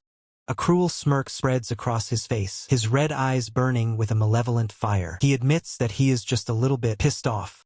The protagonist's status screen reveals his current identity as Satoru, an E-rank healer. His stats are abysmal, with F- magic and mental scores, yet his full auto skill is carrying him through. The journey is only beginning. To see how this E-rank healer defies his destiny, you'll have to keep watching as the stakes continue to rise. The sign of a local establishment creaks in the wind, welcoming travelers to a place of rest, or perhaps a place where new trouble begins. Inside the bustling tavern, the protagonist and his wolf finally take a seat. The atmosphere is warm, filled with the sounds of laughter and clinking mugs. The waitress bows deeply, thanking them profusely for their presence. It seems the protagonist's reputation, or perhaps his generous payment, has made a lasting impression. The protagonist looks at the feast before him with genuine surprise. After a day of slaying dragons and dodging death, a simple hot meal is the greatest reward of all. Tavern keeper smiles warmly, waving off any talk of payment as she sets down another plate. The protagonist simply shrugs, insisting that his intervention wasn't for the gold, but merely a matter of following his own whims. He glances over at his massive white wolf, noting that everyone in the village has been incredibly welcoming. The wolf doesn't miss a beat, tearing into a piece of meat while behaving as if such treatment is only natural for a creature of her stature. The peace in this village is a direct result of his recent victory. Thanks to him slaying the dragon that plagued the region, the local livestock are finally safe and thriving once again. Tavern keeper clasps her hands in gratitude, her voice trembling with relief. They had been on the verge of losing everything, unable to even afford a guild request before he arrived. The protagonist focuses on his meal, listening as she explains that they were nearly forced to close the shop for good. It's a sobering reminder of how much his actions truly matter to these people. She bows her head, offering a final, heartfelt thank you. To her, he isn't just a traveler, he's the savior who kept her livelihood alive. With a gentle smile, she urges him to return someday. She promises that when the village fully recovers, the true potential of her kitchen will be something to behold. The protagonist chuckles, genuinely intrigued by the offer. He tells her he'll certainly be looking forward to that day. The atmosphere in the tavern is light and jovial, a far cry from the tension that gripped the town only days ago. It's the kind of quiet moment a hero rarely gets to enjoy. Looking down at his plate, the protagonist is stunned. Despite how much he's already packed away, the portions are so generous that it feels like he hasn't even made a dent. The wolf lets out a smug little huff from the side. She seems quite pleased with the abundance of high-quality meat being served. Her tail wags frantically as she begs for more of the roast, acting as though it is the most delicious thing she's ever tasted. The protagonist sighs and slides another portion her way, warning his gluttonous companion not to overeat and make herself sick. Tavern remains a hub of activity, with locals and travelers alike enjoying the newfound safety. But for the protagonist, the road is already calling. Under the cover of a purple twilight, they depart. The protagonist rides atop the wolf as they gallop through the rugged mountain terrain, leaving the village behind. He checks their progress, noting that their next stop is a legendary city of fairies. He mentions a massive festival of light that should be taking place right about now. Light Festival is a spectacle of magic, where performers dance amidst swirling ribbons of pure energy before a massive crowd. The wolf, however, is far from impressed. She scoffs at the idea, dismissively calling it nothing more than flashy, impractical magic that serves no real purpose. The protagonist just grins, telling her to keep an open mind. He's confident that once she sees the performance in person, even a stubborn creature like her will be captivated. Suddenly, the air whistles with deadly intent. An arrow streaks through the darkness, narrowly missing them. Both the protagonist and the wolf let out a cry of shock. His heart hammers against his ribs as he scans the tree line. He wonders if it was an ambush in this part of the woods. Out of the shadows emerges a young woman, gasping for breath. She looks disheveled and terrified, her eyes wide as she realizes what she almost did. She immediately drops to her knees, her voice cracking as she screams an apology. She seems genuinely horrified by her near-fatal mistake. The novice archer stands there trembling, her hands clutching her chest. Up close, she looks far more like a panicked rookie than a cold-blooded assassin. Her eyes are filled with tears as she looks at the man she nearly killed. The weight of her error seems to be crushing her spirit. She bows so low her forehead nearly touches the dirt, repeating her apology over and over again. She is truly, deeply sorry for the close call. The protagonist raises a hand to calm her down, telling her it's fine and to stop worrying about it. He's seen enough to know it was an accident. She lets out a long, shaky breath. She admits that if he hadn't dodged so quickly, she would have become a murderer the very same day she registered as an adventurer. The protagonist gives her a deadpan look. A rookie adventurer nearly taking out a high-level hunter? This girl is either incredibly lucky or dangerously incompetent. He studies her closely, his eyes narrowing as he notices something off about the way she's holding herself. His gaze falls on her hands. They are covered in raw, angry blisters and deep cuts, the mark of someone who has been pushing themselves far beyond their limits. She grips her bow tightly, her knuckles white. It's clear she's desperate, driven by a need that outweighs her own physical pain. Softening his tone, the protagonist asks her what exactly she is trying to achieve with such reckless training. Girl blinks in surprise, caught off guard by his sudden concern. She looks like she's debating whether or not to tell him the truth. She quickly brushes it off, insisting that it's nothing important and that she should be going. She's just glad he isn't hurt. The protagonist watches her turn to leave, his suspicion growing. People don't train until their hands bleed for nothing. Fleeting memory flashes through his mind. He senses a familiar kind of determination in her, a burden she shouldn't be carrying alone. He calls out to her, asking for just a second of her time. He can't just let her walk away in that condition. He reaches out and gently takes her hand, turning it over to inspect the damage. The girl is frozen, her face flushing with embarrassment. Activating a support skill, he channels a healing light. A soft glow envelopes her hand, instantly knitting the torn flesh back together and erasing every trace of her injuries. The protagonist's companion watches as the green healing energy fades from her hand. She looks up at him, her voice soft as she asks if he isn't pushing himself a bit too hard. Protagonist stands firm, explaining that he understands the paralyzing fear of not seeing results, the kind of fear that makes one afraid to even stop and rest. With a serious gaze, he warns her that if she continues to push herself this way, both her body and mind will eventually reach their breaking point. The protagonist's companion looks down, her expression clouded with doubt. He asks her directly if she truly believes she can achieve her goals while in such an exhausted state. She stares at her trembling fingers as the weight of his words sinks in. With a quiet sigh of defeat, she admits that he is absolutely right. The protagonist's expression softens. He suggests that by taking a proper break, her archery skills will likely improve much faster than they would by overworking. He mentions that he is currently on his way to Filiarca. Seeing her practicing here right after her registration, he guesses that she must be a local. Surprised by his casual demeanor, the protagonist's companion looks up. He asks if she wouldn't mind showing him the way to the city. A faint blush creeps onto her cheeks as she processes the request, her initial tension finally beginning to melt away. With a bright, genuine smile, she agrees to help him, thanking him for both his kindness and his much-needed advice. The atmosphere shifts instantly as the protagonist lets out a shocked, comical scream. He can't believe the Lumina figure event has been cancelled. Slumping his shoulders in total despair, he desperately asks if the news is true, his heart clearly broken by the announcement. The protagonist's companion confirms the grim reality, explaining that the performer, Mary's, is no longer able to perform, leading to the cancellation. She looks at him with pity, noting that after what happened at Baldaria, he really has no luck at all. He can only respond with a miserable sigh. She reaches down to pet the white wolf, mentioning that even the little puppy was looking forward to the show.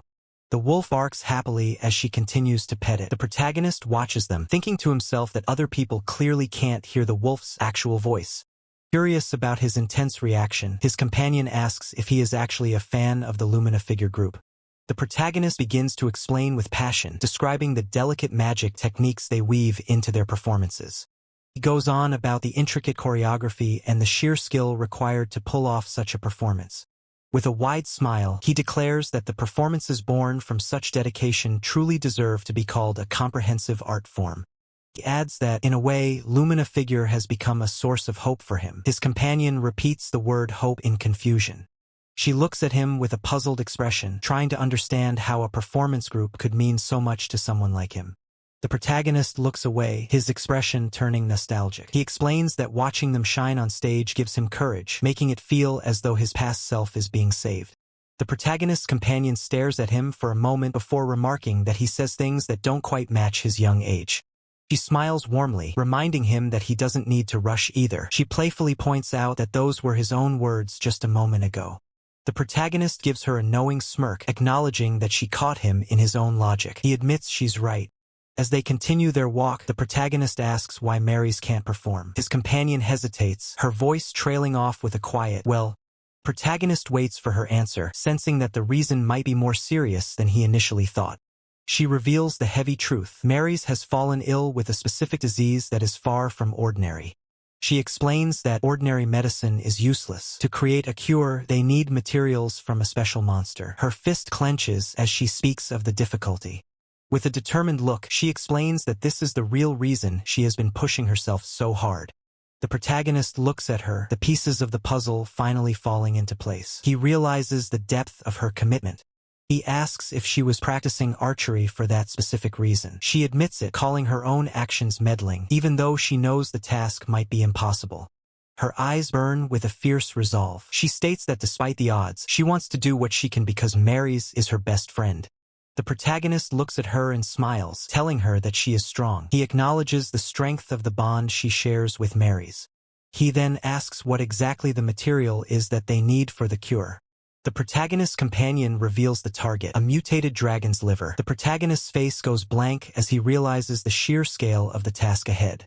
The elegant sorceress laughs lightheartedly, her eyes crinkling. She mentions that the plan is bordering on complete insanity, asking if it isn't just a bit too reckless. Beside them, a snow-white wolf watches with an air of quiet intelligence, its gaze fixed on the protagonist as if sensing the weight of the decision he's about to make. The elegant sorceress turns her attention to the small, glowing mass in her hand. She muses that with a mutated dragon's liver, they might actually stand a chance at saving Mary's. The protagonist stares down at the pulsing, pink organ, his expression unreadable. The sheer impossibility of obtaining such a rare item strikes him, forcing a quiet gasp of disbelief from his lips.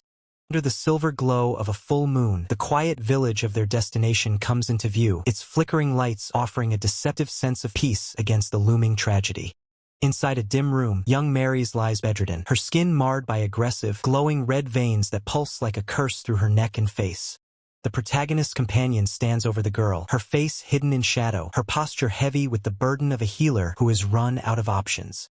The door creaks open as the elegant sorceress rushes in, her silhouette framed by the night air as she carries the hope they so desperately needed. The protagonist's companion looks up, her profile sharp and weary, waiting for news that will determine the fate of the girl on the bed. With tears streaming down her face, the elegant sorceress cries out in triumph. She has done it. She has secured the mutated dragon's liver. Her eyes, wide and shimmering with relief, focus on the treasure in her hands. The nightmare is finally supposed to end here. The protagonist's companion narrows her eyes, a sharp, discerning look crossing her face as she observes the arrival of the cure. The protagonist remains silent, his blue eyes reflecting the dim candlelight of the room as he processes the gravity of their success. A soft, knowing smile plays on the lips of the protagonist's companion. She whispers that the news is truly wonderful, her voice laced with a strange, calm certainty. The elegant sorceress leans toward the doctor, seeking comfort in the shared victory, while the protagonist lingers by the door, a shadow in the room. Suddenly, the protagonist's gaze sharpens. Something feels off, and a cold sensation begins to crawl up his spine. The protagonist's eye twitches. A thought flashes through his mind. What the? He senses a disturbance that no one else in the room seems to notice. The elegant sorceress looks up hopefully, asking for confirmation. She needs to hear it one more time, that Mary's will finally be saved. The protagonist's companion nods firmly. She gives her word. She will definitely save the girl, no matter what it takes. Relief washes over the room. For a moment, the tension breaks and the promise of good news fills the air. Companion asks if he was the one who brought this miracle. The protagonist shrugs it off, claiming it was nothing more than a lucky coincidence. She stares at him, her purple eyes deep and unreadable. "I see," she murmurs, "how fortunate." Her tone is polite, yet there is an edge to it that makes his skin crawl. Instantly, a violent surge of energy shocks the protagonist's system. His pupils dilate as a purple glitch affects tears through his vision. His internal system screams a warning. He realizes with horror that his full auto-combat sensation has triggered, even though there's no enemy in sight. Time seems to slow to a crawl. He watches the companion move with agonizing slowness, wondering if this is a focus enhancement as a dark, red-eyed shadow manifests behind her. Massive, malevolent red skull looms over the room, invisible to all but him. Unaware of the horror, the doctor calmly announces she will go prepare the medicine. The protagonist's eyes are locked onto her, his sweat cold as he tries to decipher the killing intent radiating from the woman they just trusted. Red warnings flash across his vision. The atmosphere in the room has shifted from hope to a deadly trap in the blink of an eye.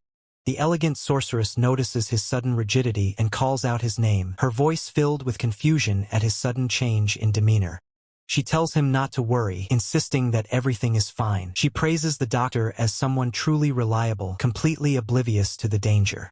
She goes on, explaining how the doctor is beloved by children and is often called a magic user for her miraculous remedies. Every word heightens his suspicion. The protagonist forces a response, calling it impressive, but his mind is racing. He looks back at the bed, wondering if they have just handed the girl over to a monster. The heavy wooden door stands closed, sealing them inside the room as the doctor begins her work. The protagonist stands guard with his arms crossed, while the elegant sorceress remains by Mary's side, her heart full of hope. The elegant sorceress looks up with an exclamation of surprise as the doctor prepares to administer the treatment. She asks if that is the cure. Steady hand holds a glass vial filled with a swirling, crimson liquid. It looks like medicine, but to the protagonist it looks like poison. The red veins on Mary's neck pulse one last time, a silent plea for help as the doctor leans in to deliver the final treatment. The protagonist steps forward, interrupting the doctor's final move. He demands to know the exact ingredients of the medicine she is about to administer. The woman offers a warm smile, seemingly ready to answer his interrogation.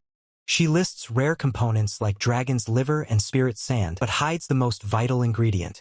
Suddenly, the protagonist grabs her wrist, refusing to buy into her act. He exposes the truth. The mixture is not a cure, but a deadly poison. He declares that the vial holds a lethal drug meant to destroy life, leaving his companion in shock. The woman lets out a mocking laugh as her facade begins to crumble. Terrified, the companion demands an explanation as the situation escalates. The woman's expression shifts into a predatory grin, signaling that the games are over. She lunges forward, challenging him to test the poison on himself. The protagonist moves to block her, but the vial shatters, splashing the liquid everywhere.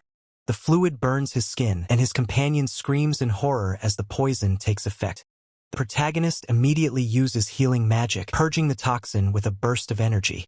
The woman snarls in frustration, her hatred for healers flaring as her trap fails. She charges again with murderous intent. A white wolf suddenly leaps into the frame, intercepting her strike. The beast sinks its fangs into her arm, and she cries out in shock. Wolf slams her into the ground, pinning her as she gasps in disbelief. Her eyes glow with a sinister red light as she realizes this creature is no ordinary animal. She unleashes a wave of dark energy, determined to end the confrontation. A massive explosion of power rocks the room, tearing the floor apart. The force of the blast sends both the woman and the wolf flying back. She reveals her true demonic form, vowing revenge for the death of her dragon. The protagonist realizes she was the one behind the terror they previously faced. She gloats, confirming that the dragon they defeated was actually her familiar.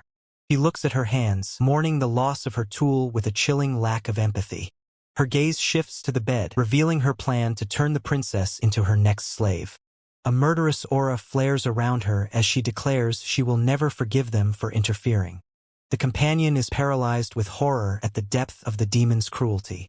The demon mocks her, explaining her mission to expand the Demon King's reach. He reveals that the princess was merely a lure to trap more humans. Disgust burns in the protagonist's eyes as he asks why they commit such evil. With a wicked smile, she states that it is the nature of demon folk to conquer. She claims the world is far too precious to be wasted on humanity. To her, the magic and greenery are treasures that only demons are fit to possess.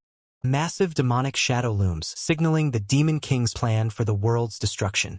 The protagonist grits his teeth, the weight of the impending doom pressing down on him as he prepares for the next move. Across from him, the demonic sorceress lets out a mocking chuckle, admitting she might have gotten a little too worked up in the heat of the moment. With a cold, dismissive glare, she decides that the time for pleasantries has passed, signaling the start of a more brutal exchange. Energy ripples across the ground as she begins to manifest a devastating spell, her power surging through the very floor. The sheer force of the shockwave sends the protagonist sliding back, his boots scraping against the stone as he struggles to maintain his footing. From the swirling mana, she summons a massive, grotesque water entity, its red eyes glowing with a mindless hunger for destruction. Refusing to be intimidated, the protagonist activates the skill Bludgeon, channeling his mana into his weapon for a heavy, crushing strike. He swings with everything he has, the air whistling around the blunt force of his attack as he engages the watery beast. As the weapons clash, the protagonist realizes that his initial suspicions were correct. This monster isn't just a simple summon. The impact creates a violent burst of energy, scattering fragments of the environment as the two forces collide. The protagonist continues his relentless assault, his movements a blur of calculated strikes designed to find a weakness in the creature's shifting form. Despite their efforts, the battle seems to be stalling, with the massive entity regenerating faster than they can deal damage. The sorceress mocks their struggle, laughing at how pathetic their rescue attempt looks in the face of her superior magic. The protagonist tells her to shut her mouth, his patience wearing thin as he searches for a way to break the stalemate. Beside him, elegant sorceress draws her bow, her eyes burning with a vengeful fire as she vows never to forgive the monster before them. Giant water monster roars, lunging forward with a massive fist made of crushing currents. A blinding flash of light erupts as another attack is intercepted, the clash of magic and steel echoing through the hall. The sorceress is momentarily stunned, her smug expression faltering as she realizes their teamwork is more effective than she anticipated. Elegant sorceress leaps back, her bow glowing as she prepares a skill, but the enemy scoffs at what she calls a pathetic friendship act. Her arrows strike the monster's liquid surface, but they simply pass through or get absorbed without dealing any significant damage. Protagonist calls out to her, urging her to stay calm and not let the enemy's taunts cloud her judgment. Frustrated and desperate, elegant sorceress argues that they have to do something before the situation gets even worse. She takes a deep breath, trying to steady her hands as she notches another arrow, her focus narrowing on the target.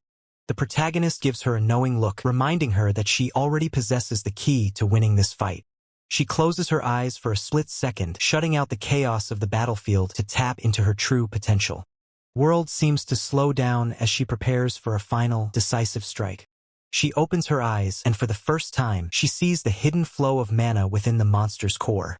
With newfound clarity, she aims her bow, her posture perfect and her resolve unshakable. Deep within the swirling water, a glowing red orb is revealed, the monster's only vulnerability. She releases the string, and the arrow streaks through the air like a bolt of lightning, aimed directly at the heart of the beast. The impact is catastrophic, the monster's form shattering as the arrow pierces its core and disrupts its magical anchor. The protagonist smiles, praising her for landing the shot exactly as he knew she could. Elegant sorceress stands in shock, barely able to believe the level of skill she just displayed under such intense pressure.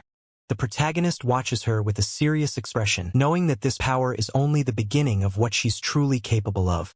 Even their animal companion is impressed, noting that her growth in such a short time is nothing short of terrifying. As the dust settles, the battle for the world's survival continues, with new allies and powers rising to meet the darkness. The journey is far from over, and every step brings them closer to the ultimate confrontation with the Demon King. Guttural snarl escapes the lips of a formidable foe, their expression twisted in a mix of rage and challenge. The dark adversary glares with crimson eyes, acknowledging the immense power he faces, yet his resolve remains unbroken. The elegant sorceress, in her powerful form, unleashes a devastating attack, defiantly proclaiming that she will not be easily defeated.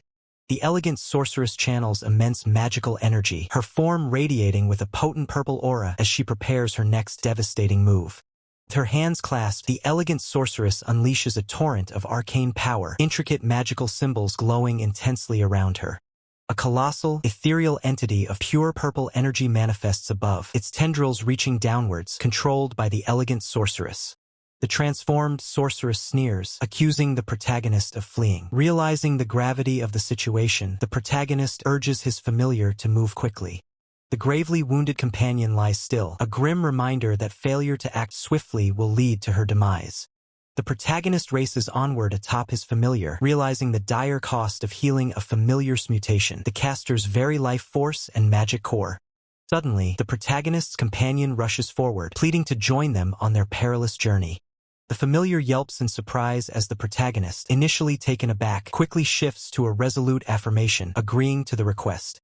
A bond is forged as the protagonist takes his companion's hand, a surge of purple energy swirling around them, symbolizing their shared resolve. The companion now riding with him on the familiar, the protagonist resigns himself to the unexpected addition, accepting their combined fate. Under the pale moonlight, a sprawling village nestled amidst dense forests appears serene, unaware of the impending conflict. As the sorceress looms, the protagonist and his companion make their desperate escape, speeding through the ominous, moonlit forest. The protagonist and his companion stand firm in the dark woods, declaring to the sorceress that she is now cornered. Loyal familiar growls, identifying their target. The elegant sorceress responds with a chilling smirk, asserting that her pursuers are the ones truly trapped. From the earth, a grotesque, shadowy mass erupts, its single red eye glowing malevolently, radiating dark, purple energy. The sorceress surveys her summoned creations as multiple monstrous heads claw their way from the ground, their red eyes burning with malice. The protagonist's eyes gleam with unwavering resolve, his gaze fixed on the unfolding threat. The familiar recoils from the foul odor, prompting the protagonist to playfully question if the stench is too overwhelming for a keen nose. The familiar angrily refutes being compared to a common dog, asserting its resilience against the repulsive stench. The protagonist, now enveloped in a verdant aura, acknowledges the familiar's declaration with a relieved smile. A shadowy, purple orb hurtles through the air, delivering a powerful impact. The protagonist's sharp gaze tracks the rapid movement of the purple projectile, his focus absolute. Protagonist confronts the powerful magical assault, realizing his current approach is insufficient to overcome the enemy. The protagonist turns to his companion, instructing her to knock down the fruits from the nearby tree. The companion expresses surprise as she points to the glowing red fruits falling into the murky, purple water. Swift projectile impacts the glowing red fruits, scattering them with a burst of purple energy. The protagonist clenches his fist, his body radiating with energy as he unleashes a powerful, focused strike. The protagonist and his familiar engage the monstrous creature, striking it amidst the scattered glowing fruits. The familiar lunges, delivering a powerful blow with its paw to the side of the monstrous beast. The protagonist exclaims in triumph, commending the successful execution of their plan. The protagonist holds a vibrant red fruit, which now oozes a mysterious liquid, revealing its potent essence. With renewed determination, the protagonist grips the glowing fruit, his body surging with potent energy, ready for the next challenge. Continuing his powerful assault, the protagonist unleashes a devastating kick, launching a large, pink projectile with immense force across the swampy terrain. The projectile spins rapidly, its fuzzy surface already fracturing and disintegrating from the sheer impact. It smashes into the ground, creating a deep, glowing crater and sending shockwaves rippling outwards. The protagonist follows up instantly, striking the shattered remnants of the projectile and propelling them further with a surge of blue energy.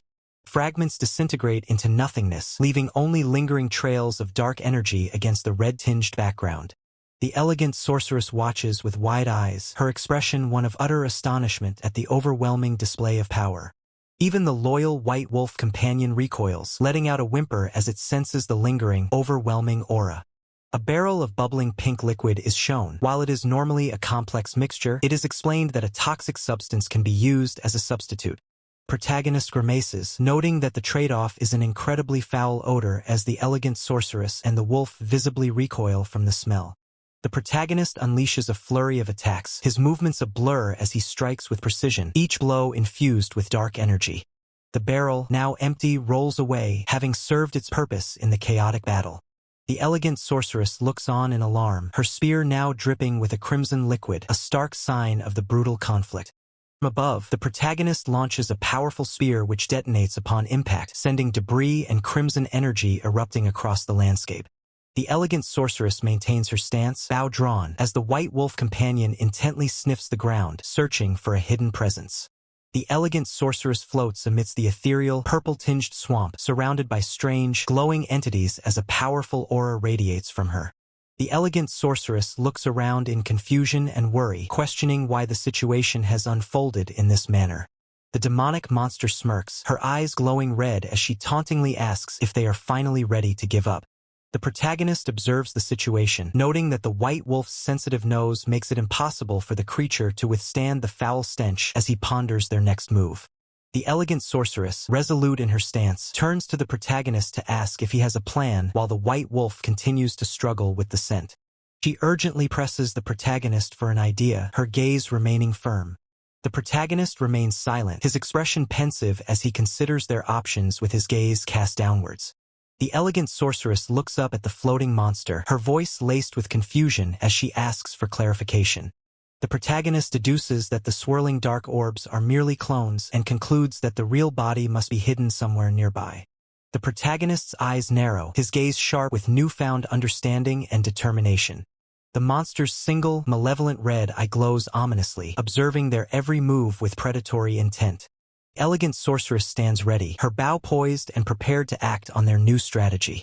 A realization dawns upon the elegant sorceress, her eyes widening as she experiences a sudden moment of insight. The elegant sorceress declares that she can use an appraisal spell to potentially expose the enemy's true location. The elegant sorceress activates her appraisal spell, a surge of bright blue energy erupting from her and illuminating the area as the others watch intently. The monster roars in fury, vowing to prevent any further interference as she prepares a counterattack. The elegant sorceress braces herself, her spell casting interrupted as a swift, blue energy attack hurtles directly toward her. The attack connects, striking the elegant sorceress mid-spell and leaving her face contorted in shock and pain. The elegant sorceress is sent flying backward, but the agile white wolf leaps to her aid, catching her in mid-air to break her fall. Mounted on the back of the white wolf, the elegant sorceress confidently tells the protagonist to leave that side of the battle to her.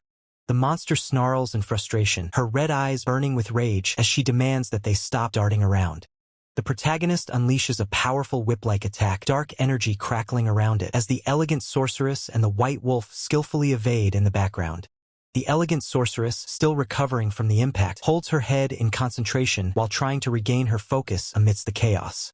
Her brow furrows in pain as the elegant sorceress struggles to maintain concentration, the lingering impact of the attack still rattling her senses. Sharp voice cuts through the air, questioning, "You're not done yet?"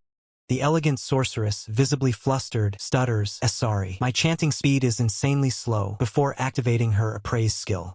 Her appraise skill activates, revealing a grid overlay of the battlefield, highlighting various targets, mud golems, frogs, and grass entities scattered across the swamp.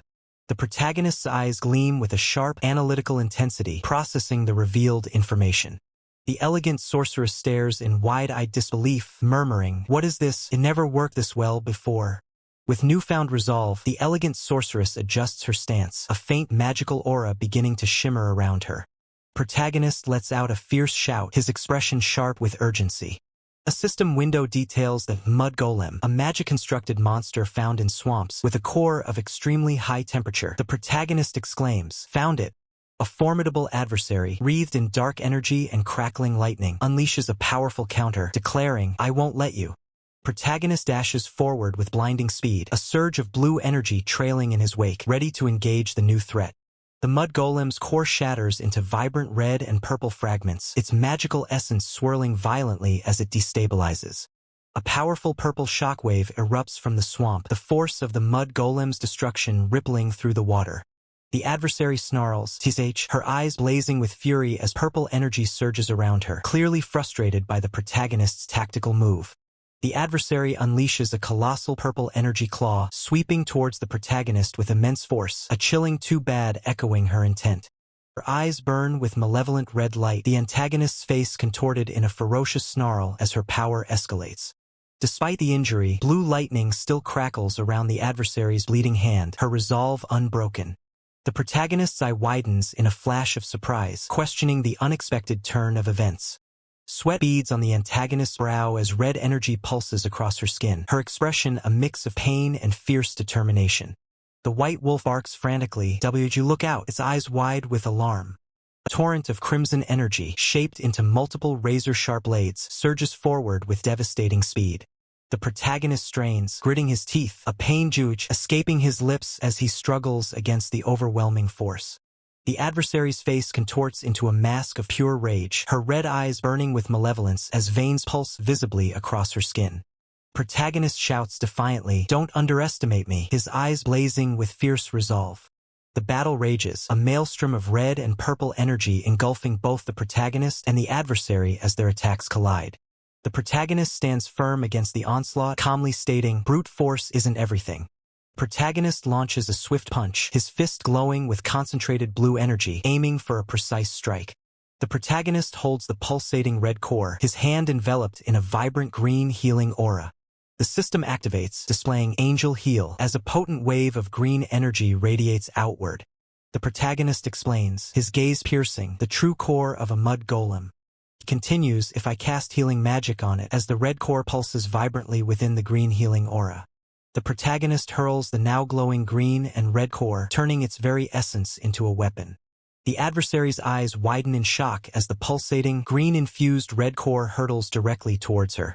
The core impacts the antagonist, unleashing a massive burst of green energy that ripples outwards, consuming her in its explosive force.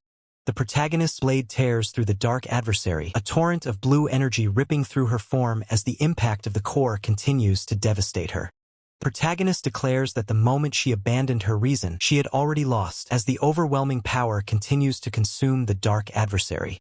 The dark adversary lets out a final, agonizing scream as the destructive force utterly obliterates her, leaving only a trail of crimson energy in its wake.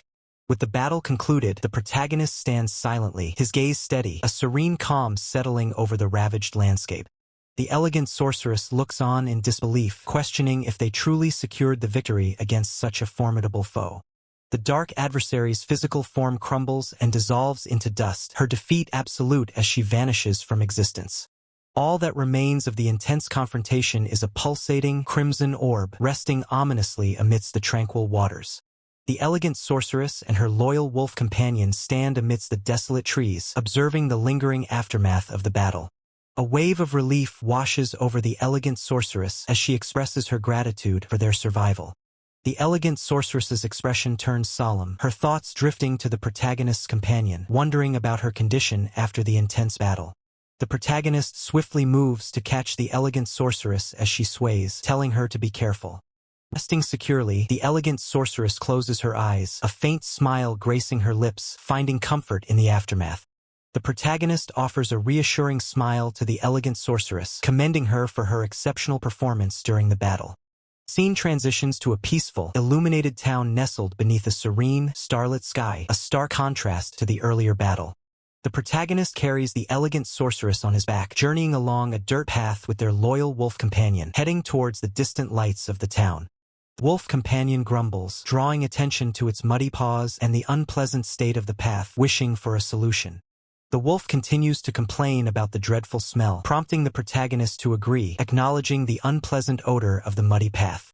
The protagonist muses, wishing he possessed purification magic to cleanse the muddy path, but admitting his current limitations. A wave of vibrant blue energy surges outwards from the protagonist, engulfing both him and his companions, purifying the surrounding environment.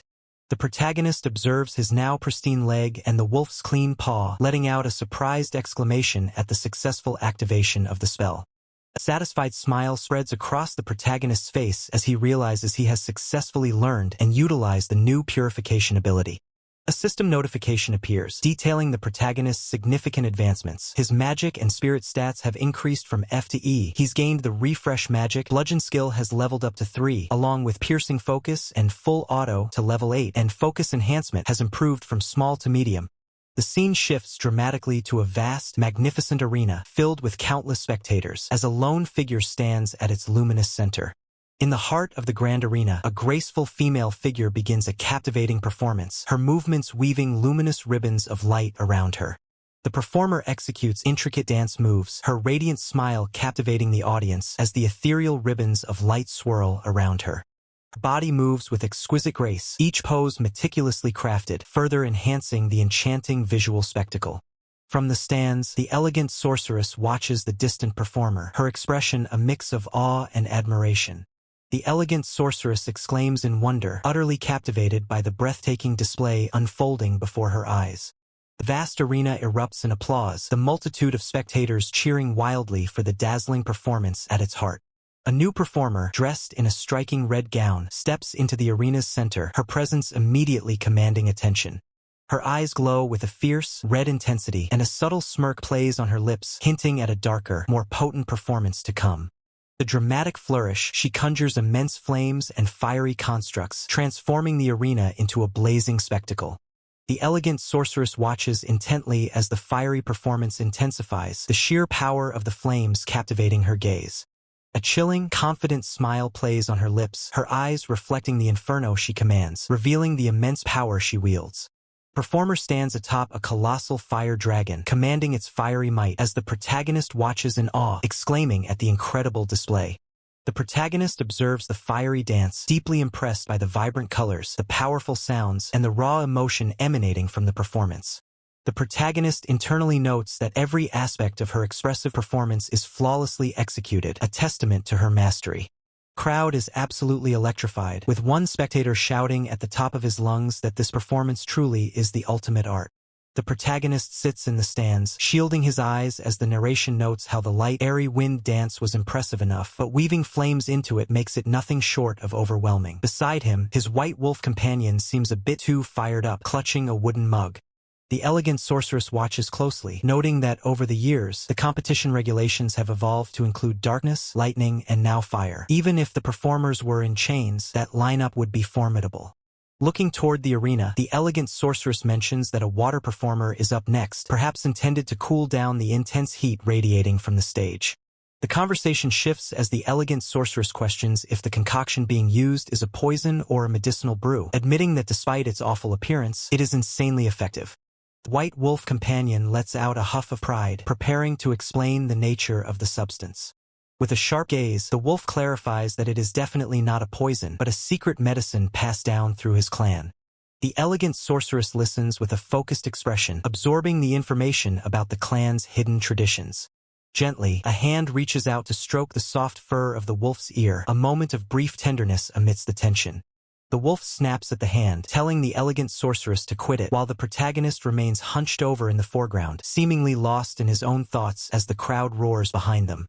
Suddenly, a new performer takes the stage, a woman in a flowing blue dress who immediately begins to manifest a chilling aura of ice and snow. Her boots click against the floor as frost begins to spread rapidly from her every movement. The temperature in the arena plummets as crystalline patterns of ice erupt across the ground. With a graceful reach, she manipulates the freezing air, her eyes glowing with a calm, icy power. She spins, her white hair trailing behind her like a blizzard as she commands the elemental forces. Swirls of snow and massive snowflakes dance around her, creating a breathtaking display of winter mastery. She leaps into the air, her dress fluttering as she becomes the center of a beautiful, freezing vortex. The entire arena is transformed into a frozen landscape, leaving the audience, including the elegant sorceress, in absolute awe of the spectacle. The performer smiles warmly, whispering that it's beautiful and expressing her profound gladness at the moment. She turns her gaze toward the protagonist, her eyes filled with a gentle, appreciative light. The protagonist offers a soft smile in return, simply agreeing with a quiet "yeah." As he watches, his blue eyes seem to reflect something deeper, perhaps a memory or a premonition of what's to come. Suddenly, the atmosphere shifts to a nightmare. Twisted, gnarled tree monsters with glowing red eyes loom in a purple-hued darkness.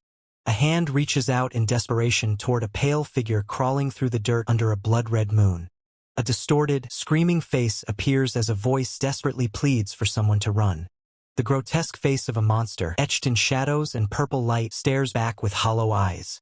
A lone silhouette stands before a massive, malevolent tree, dwarfed by its ancient and terrifying presence. Darkness and blood-like splatters erupt from the center of the monstrous entity, consuming everything in its path. The protagonist's face is shown, blood dripping down his eye as he stares in shock, a haunting echo of a past or future tragedy. Back in the present, the protagonist stands frozen in the arena, dark shadows looming behind him as the happy crowd continues to cheer, unaware of the darkness he's sensing. Wide shot of the arena shows the ice performance continuing, a stark contrast to the dark visions haunting the protagonist. The performer continues her dance, her movements filled with joy and grace as snow falls all around. She smiles brightly, but a close-up of the protagonist reveals him sweating and trembling, his eyes wide with an internal terror. He bows his head, the weight of his thoughts clearly taking a physical toll on him as he struggles to maintain his composure. He sits alone on the stone bench, a small figure against the backdrop of the faceless, cheering crowd, looking utterly defeated. The final shot shows his reflection in the eye of the white wolf, a silent witness to the turmoil brewing within the protagonist's soul. From the depths of his internal struggle, the world shifts, revealing a grand, sunlit hall where numerous figures descend a majestic staircase, their forms silhouetted against the bright arches. Among the crowd, the protagonist stands with a stoic expression, his sword sheathed, accompanied by the elegant sorceress and a distinctive white wolf who trots faithfully by their side. The elegant sorceress, with a cheerful smile, turns to the white wolf and asks the protagonist if they should go meet the princess after this. The protagonist listens, his blue eyes calm, reflecting the serene atmosphere of the grand hall. Suddenly, the elegant sorceress calls out, her voice carrying a hint of surprise as she spots someone unexpected. A hand clenches, its knuckles white, indicating a surge of emotion or a sudden, unexpected recognition. The protagonist turns, his gaze sharp and focused, acknowledging the presence of the newcomer. A young man with silver hair and warm, golden eyes looks on with a questioning expression, extending his hand as if in greeting or disbelief. The protagonist stares back, a mix of surprise and concern on his face, wondering what the young man is doing here. The silver-haired young man, agitated, demands to know why the protagonist is in such a place, and more importantly, why he hasn't replied to his correspondence. The protagonist, caught off guard, offers a soft apology for his lack of communication, while the white wolf observes silently. The elegant sorceress asks if the young man is someone the protagonist knows, to which the protagonist clarifies he has simply been busy and out of touch. The silver-haired young man, beaming with pride and surrounded by sparkling light, declares that he has achieved a prestigious new status. The protagonist acknowledges the news before asking about the well-being of the young man's parents, his expression thoughtful. The young man's cheerful demeanor suddenly falters, his mouth slightly open, hinting at a painful memory or unspoken truth.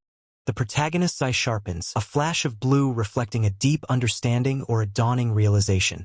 A wave of distorted energy washes over the scene, an ominous visual representation of a dark memory or a hidden power stirring. The protagonist's eyes glow with a faint red hue, his expression grim as he senses a dark presence, a heavy weight in his voice. The elegant sorceress looks on, her expression one of utter confusion, unable to grasp the sudden shift in atmosphere. The silver-haired young man, seemingly oblivious to the underlying tension, asks the protagonist if he is returning to the village, who confirms his intention to go back once. The protagonist, a small smile returning to his face, suggests that they all return to the village together. Silver-haired young man's eyes widen slightly in surprise, clearly not expecting the invitation. With a casual nod and a relaxed smile, the young man agrees to accompany them. The group, including the protagonist, the silver-haired young man, the elegant sorceress, and the white wolf, makes their way along a winding path, heading towards a village nestled amidst lush hills. Silver-haired young man observes the white wolf, commenting that the protagonist is still keeping her, to which the protagonist explains she has been with him since his parents died and is like family. The young man then teases the protagonist about bringing a girl, the elegant sorceress, with him as well, a mischievous glint in his eye. The silver-haired young man playfully suggests the protagonist has a certain charm, but the protagonist quickly denies any romantic involvement with the elegant sorceress. Young man then brings up a princess, hinting at another one of the protagonist's adventures. The young man continues to playfully tease, mentioning he heard the protagonist save the princess in a striking manner, suggesting it was fate, while the protagonist modestly dismisses it as mere happenstance. The elegant sorceress and the white wolf watch the protagonist and the young man, their expressions a mix of amusement and curiosity.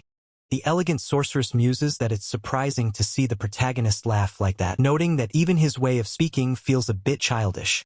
The white wolf responds with a slight smirk, confirming that the protagonist did indeed used to laugh like that sometimes until a few months ago. The elegant sorceress looks on, her eyes wide with surprise, a small, exaggerated version of herself appearing to emphasize her shock. The elegant sorceress then wonders when the white wolf started accompanying the protagonist, prompting the wolf to reveal she's been with him since he was about 10, watching over him even before that.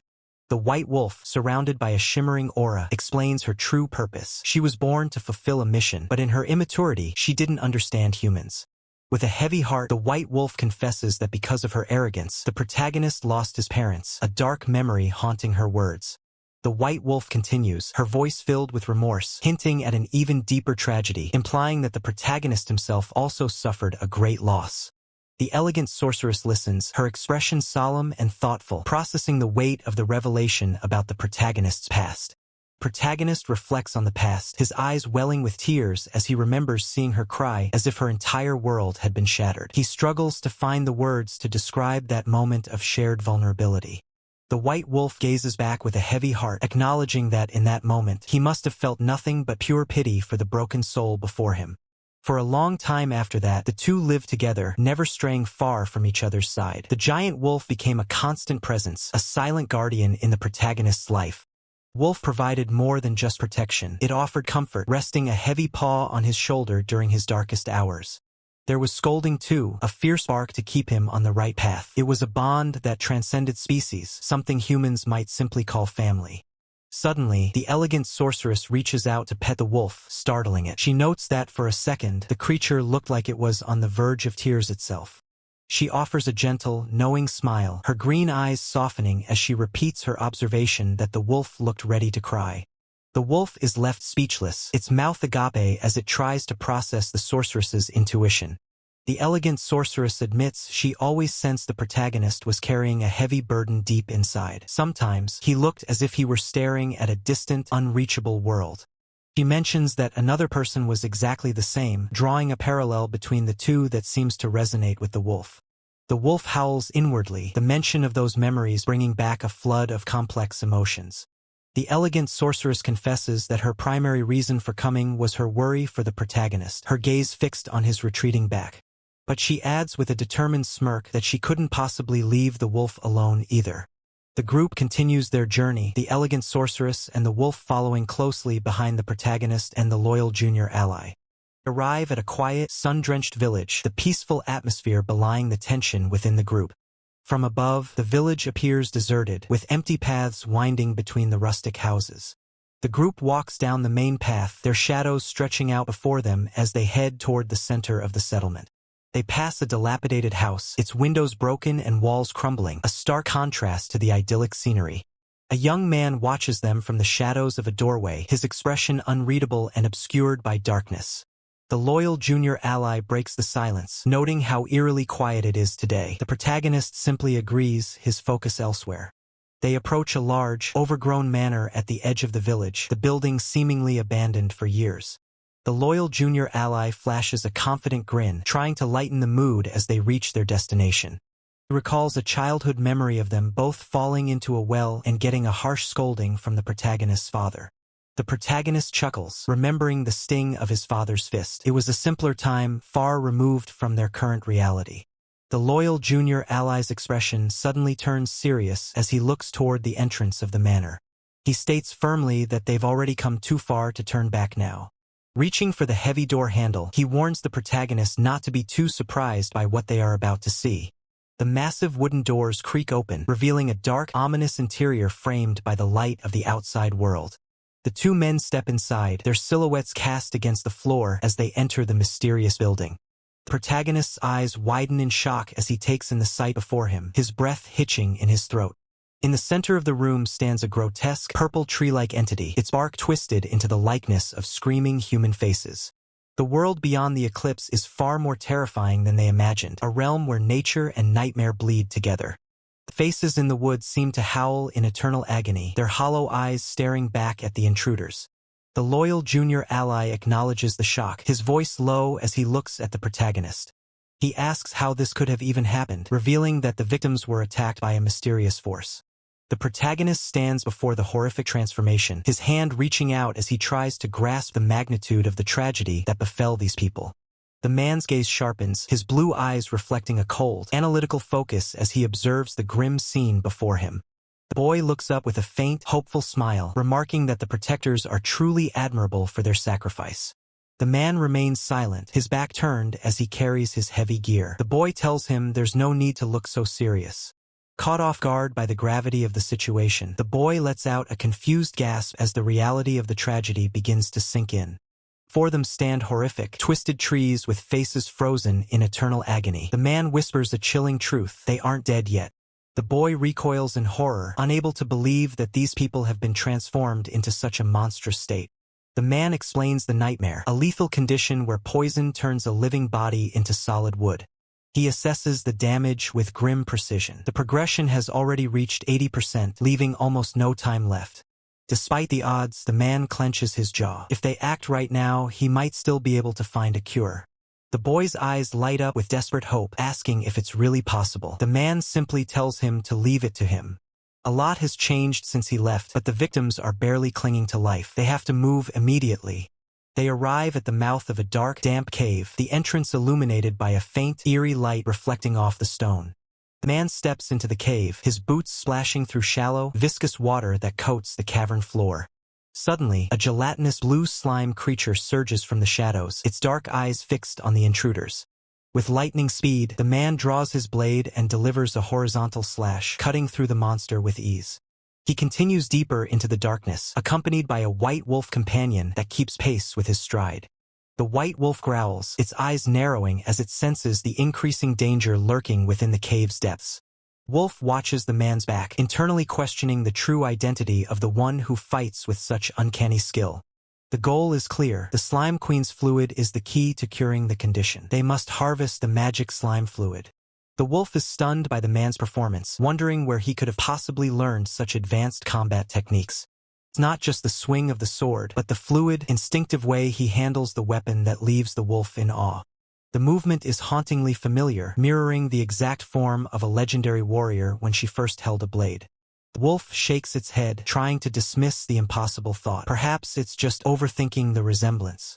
They've ventured deep into the cavern now. The man confirms they are nearing the heart of the Slime Queen's territory.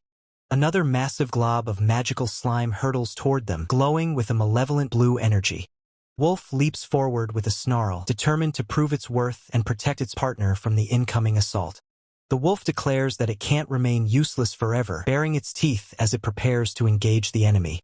The man offers a warm, appreciative smile, telling his companion that he has always relied on its strength.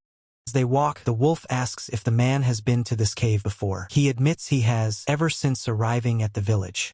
It's a strange sensation. The warrior's very senses and memories feel as though they are flowing directly into him. The wolf pauses, contemplating the deep connection between the two and the mysteries surrounding their shared history. Another slime projectile whizzes past, narrowly missing the man as he continues his relentless advance. His body moves with a mind of its own, executing perfect sword forms that he never consciously practiced. Slimes are shattered into pieces by his strikes, their magical essence dissipating into the cold cavern air. The wolf recalls their past visits to this cave. Back then, things were far more difficult and chaotic than they are now. In a flash of memory, the warrior is shown as a clumsy beginner, struggling to even hold a wooden sword correctly. The warrior had immense potential, but her initial use of it was terrible. She spent days being chased by slimes until sunset. Slime lunges from the wall, its blue body stretching as it attempts to engulf the distracted warrior. The man reacts with a look of pure shock, his eyes widening as he realizes how deep the warrior's influence truly goes. Despite the constant pursuit, the warrior learned several vital skills during those trials. The slash the man just used was one of them. Even as the warrior honed his abilities, an ethereal voice cautioned against the intensity of his training, advising against the very method he embraced. The protagonist, undeterred, focused intently, his gaze fixed on an unseen target as he prepared for the next trial. Small, dark fragments rained down around his outstretched hand, a testament to the harsh environment and the constant barrage he faced. A sudden, intensified downpour of debris and energy streaks caused the protagonist to exclaim in surprise, "What?" The relentless assault continued, with jagged, dark rocks plummeting from above, each carrying potential danger. More projectiles followed, a chaotic shower of dark fragments descending rapidly, threatening to overwhelm him. With a grimace of concern, the protagonist urgently cried out, "Watch out!" He and his spirit companion dashed through the treacherous terrain, dodging the continuous onslaught of falling debris and dangerous energy. As blue, viscous liquid began to drip from the ceiling, the protagonist observed the strange environment, murmuring, "This place is..." The mysterious blue liquid coated both the protagonist and his spirit companion, leaving them bewildered and slightly disgusted. The liquid on the protagonist shifted, now glowing with a vibrant green hue, his eyes narrowing with fierce resolve. Concerned for his companion, the protagonist asked if it was all right, as the glowing blue substance clung to them both. Despite the strange substance, a reassuring voice confirmed its well-being, declaring, "I'm fine." The mysterious blue substance coalesced, forming a large, pulsating blob of high-purity magic. The magical liquid then splashed and spread across the ground, indicating its unstable and potent nature. The protagonist and his spirit companion watched as the high-purity magic slime settled, shimmering on the cavern floor. From the magical liquid, a serpentine creature began to emerge, its form fluid and glowing with ethereal energy. Protagonist gripped his sword, which now crackled with vibrant blue energy, ready to confront the new threat. The creature fully manifested as a massive, glowing blue jellyfish-like monster, surrounded by an intense aura of magic. With his sword raised and a determined expression, the protagonist declared, "So the main one finally shows up." He then issued a chilling threat to the colossal monster, asserting, "Sorry, but your life, I'll take it." A swift, decisive strike, the formidable jellyfish monster was reduced to a small, inert form, its power extinguished. The protagonist unleashed a devastating blue slash, a wave of pure energy tearing through the air towards his foe. Multiple slashes followed in rapid succession, a flurry of blue energy blades cutting through the space with incredible speed. With a final, decisive blow, the protagonist delivered a powerful blue slash, ensuring the monster's complete defeat. The defeated monster dissolved into swirling purple orbs and ethereal white smoke, leaving behind traces of its magical essence. With a scornful sneer, the protagonist dismissed his opponent as naive, then launched himself into the air, executing a mid-air assault with a brilliant blue energy attack, demonstrating his agility and power. A system notification confirmed the protagonist's growth, with his slash skill leveling up from LV.1 to LV.2, significantly enhancing its severing effect to large and becoming fully automatic. His overall level also increased from LV.8 to LV.10, granting him auto-heal large and a speed boost small.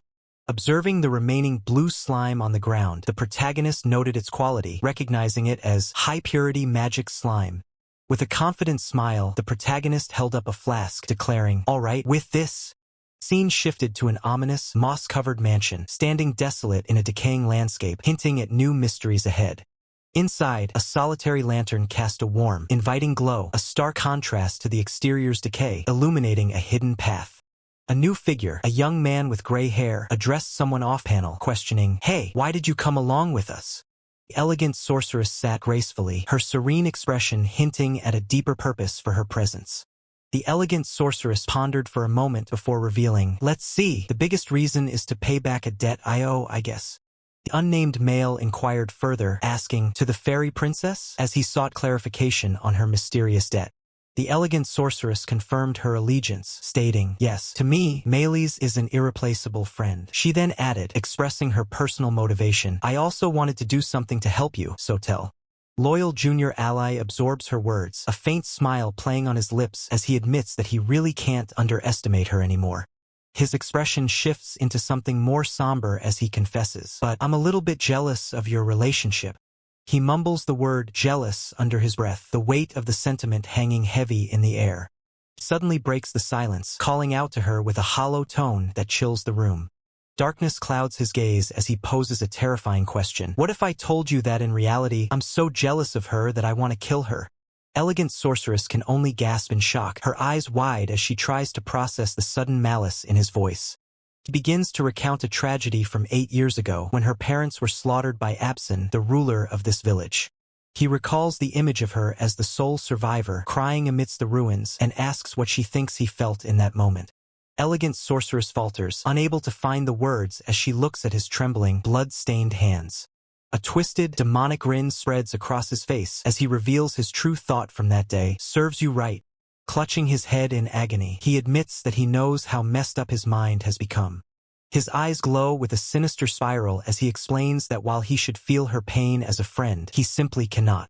He stares at his hands, stained with the evidence of his inner turmoil, struggling to finish his sentence. The revelation leaves elegant sorceress paralyzed with fear, witnessing the darkness lurking within her companion. Suddenly, the protagonist bursts into the room, holding a flask high and announcing that they can finally save the victims. He stops mid-stride, his expression shifting to confusion as he senses the thick, uncomfortable tension in the room. The protagonist asks what's wrong, but loyal junior ally quickly masks his darkness, claiming it's nothing. Changing the subject, loyal junior ally asks if the elixir can truly return the victims to their normal state. With a confident smile, the protagonist tells him to leave everything to him. Elegant sorceress watches with a mix of hope and lingering dread as they prepare to initiate the purification. The protagonist readies the glowing blue solution, focused entirely on the task at hand. Stand before a generic monster, its form twisted into a grotesque, screaming purple tree. He carefully pours the glowing elixir into the creature's gaping mouth, triggering a reaction. Purple corruption shatters, fragments of the curse flying off as the monster's form begins to dissolve. The dark energy dissipates, revealing the human form hidden beneath the monstrous exterior. A cry of "Dad!" echoes through the hall as the victim is finally reunited with his loved ones. The elderly man looks peaceful, the torment of the transformation finally lifted from his face. Loyal junior ally cradles the man while the protagonist looks on, satisfied that the cure is working. They move to the next victim, pouring the elixir once more to break the hold of the curse. The protagonist calls out "Auntie" as the second transformation begins to take hold. Woman's human features return, but her eyes remain closed in a deep, unnatural slumber. The protagonist's eye widens as he notices a sudden, violent surge of energy coming from the woman. A piercing scream erupts as the woman's body reacts violently to a hidden power within her. Blood sprays across the floor, catching the protagonist and elegant sorceress completely off guard. Loyal junior ally can only watch in horror, whispering "Mom," as a fountain of blood erupts from her. A red, shadowy figure rises from the remains, asking with a chilling voice why they are acting so close. A demonic child with horns and a cruel smirk manifests from the blood, radiating pure malice. With blinding speed, the demon child lunges toward loyal junior ally, its movements a blur of red energy. The creature strikes him across the face, its claws leaving a trail of dark energy as it mocks his shock. Demon child grips him by the throat, sneering about the trouble it went through just to set this trap. The protagonist's eyes widen in shock as a massive hand clamps down on his face, the pressure nearly crushing his skull. With terrifying strength, the generic monster lifts him off the ground, its dark energy surging through the grip. The demon child sneers, his red eyes glowing with malice as he questions why they are even trying to resist. Protagonist can barely choke out a sound, his vision blurring under the overwhelming force of the trap. Suddenly, a brilliant flash of blue light tears through the air, a decisive strike aimed at the monster's arm. The monster's expression shifts from arrogance to pure shock as it realizes its prey isn't alone. The grip is severed, and the protagonist tumbles backward, gasping for air as he regains his footing. Standing tall in his combat gear, the protagonist glares at the creature, noting that he's finally found where it was hiding. Another massive slash erupts, the sheer force of the wind pressure pushing the generic monster back. As the dust settles, a severed limb lies on the ground, proving that the hunter has now become the hunted. Blue and red energies clash visually as the protagonist calls out the monster's name with cold intent. The protagonist questions why the creature is acting so defiant when it's clearly outmatched. Monster laughs, mocking the protagonist by reminding him of the coward he used to be. Ignoring the taunt, the protagonist swings his blade with clinical precision, cutting through the dark aura.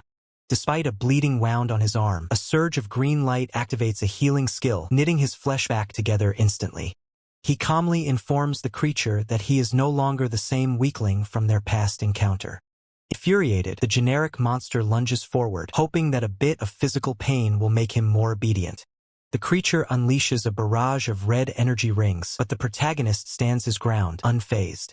With a single, fluid motion, he parries the projectiles, his blade leaving trails of blue light in the air. The elegant sorceress gasps in shock as she watches the sheer speed and power of the exchange. She asks if this truly is the demon of the village, but the protagonist is quick to shut that idea down. He reveals the truth. The creature before them isn't a demon at all. It's nothing more than a fake. The monster freezes, a look of confusion and dread crossing its face as its secret is exposed. Refusing to accept the claim, it spins into a violent tornado of red energy, screaming that his words are nonsense. The protagonist charges into the storm, his blue aura cutting through the darkness like a beacon. The protagonist's companion and the others watch from a distance, their expressions a mix of fear and awe. The protagonist prepares his final move, stating that the logic behind his conclusion is simple. He explains that real demons possess an overwhelming amount of magical power, something this creature lacks. He brings his blade down in a crushing overhead strike, shattering the monster's defense. As the blade connects, he notes that if the monster were real, the circumstances would be very different. The arborification caused by a true demon's power is a far more permanent and devastating phenomenon. Impact creates a shockwave that cracks the very ground beneath them. He delivers the final blow, remarking that if this were a real demon, he'd have to harvest its magic core. The monster collapses, finally understanding the gap in their power as it fades into nothingness. From the fading remnants of the defeated, a new, sinister presence emerges. Its single red eye gleams with renewed malice, a chilling declaration echoing in the air. It no longer needs to hold back. Blood-like energy pulses around the newly revealed demonic entity as it asserts its formidable power, claiming strength even without being a true demon. The horned demon, cloaked in tattered fabric, radiates an ominous red aura. His body contorts, muscles tensing, preparing for an unleashed assault. The protagonist, quick to react, deftly evades a barrage of crimson projectiles hurled by the demon. His movements are sharp, precise, a blur against the onslaught. Without missing a beat, the protagonist retaliates, drawing his bow and launching a counterattack, his arrow a streak of light against the demonic blur. The demon, however, proves equally agile, effortlessly deflecting the protagonist's projectile with a hand enveloped in dark, crimson energy. Its hand then morphs, coalescing raw, organic power into a grotesque crimson mass, preparing a new, more potent attack. With a chilling grin, the demon declares its relentless intent, its arm crackling with dark energy, signaling that its assault is far from over.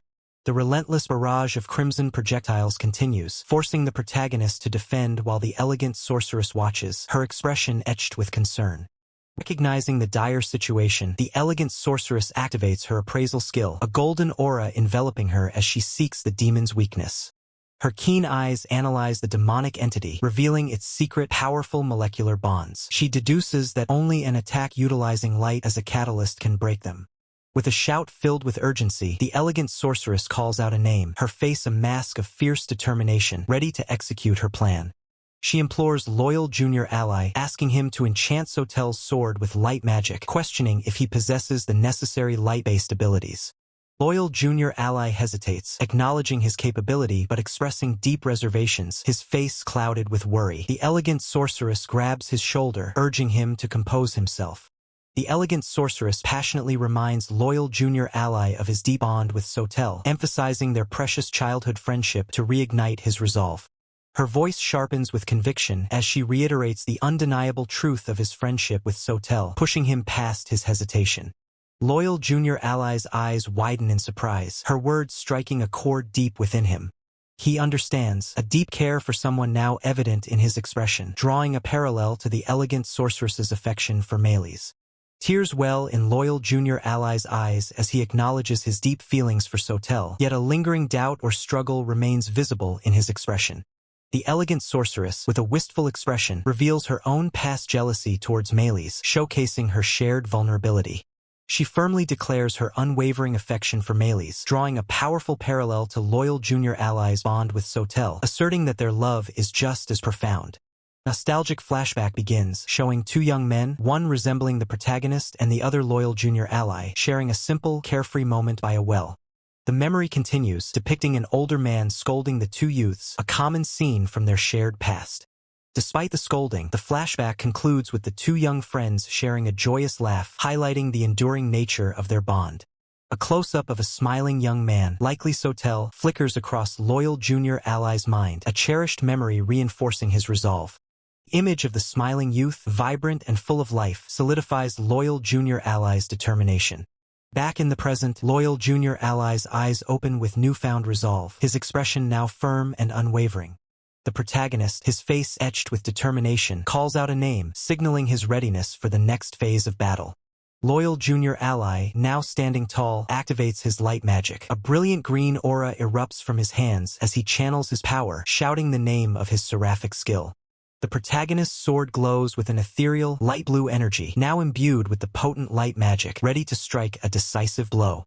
His eyes burning with fierce resolve, the protagonist grips his now enchanted blade, its light reflecting his unwavering determination.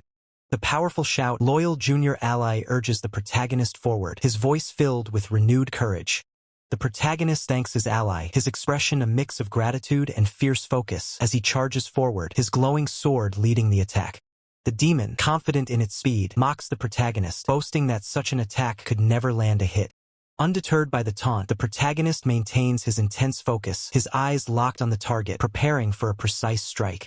Defying the demon's arrogance, the protagonist's enchanted blade connects, striking with blinding speed. The demon recoils in shock and pain as the light magic sears into it. The powerful light attack critically wounds the demon, cracks spreading across its form as its menacing expression twists into one of agony. He doesn't let up, his blade trailing arcs of azure light as he presses the advantage against the crumbling foe.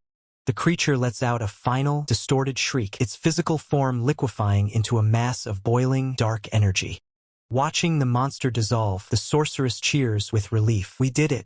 His younger ally joins in, a breathless laugh escaping him as the crushing tension of the life-or-death struggle finally begins to lift. He remains cautious, his gaze lingering on the pulsating pile of red remains that was once their formidable enemy. Suddenly, the air grows heavy again as a vortex of crimson energy begins to swirl violently within the puddle of gore. His eyes narrow, his sharp instincts screaming that the battle is far from over.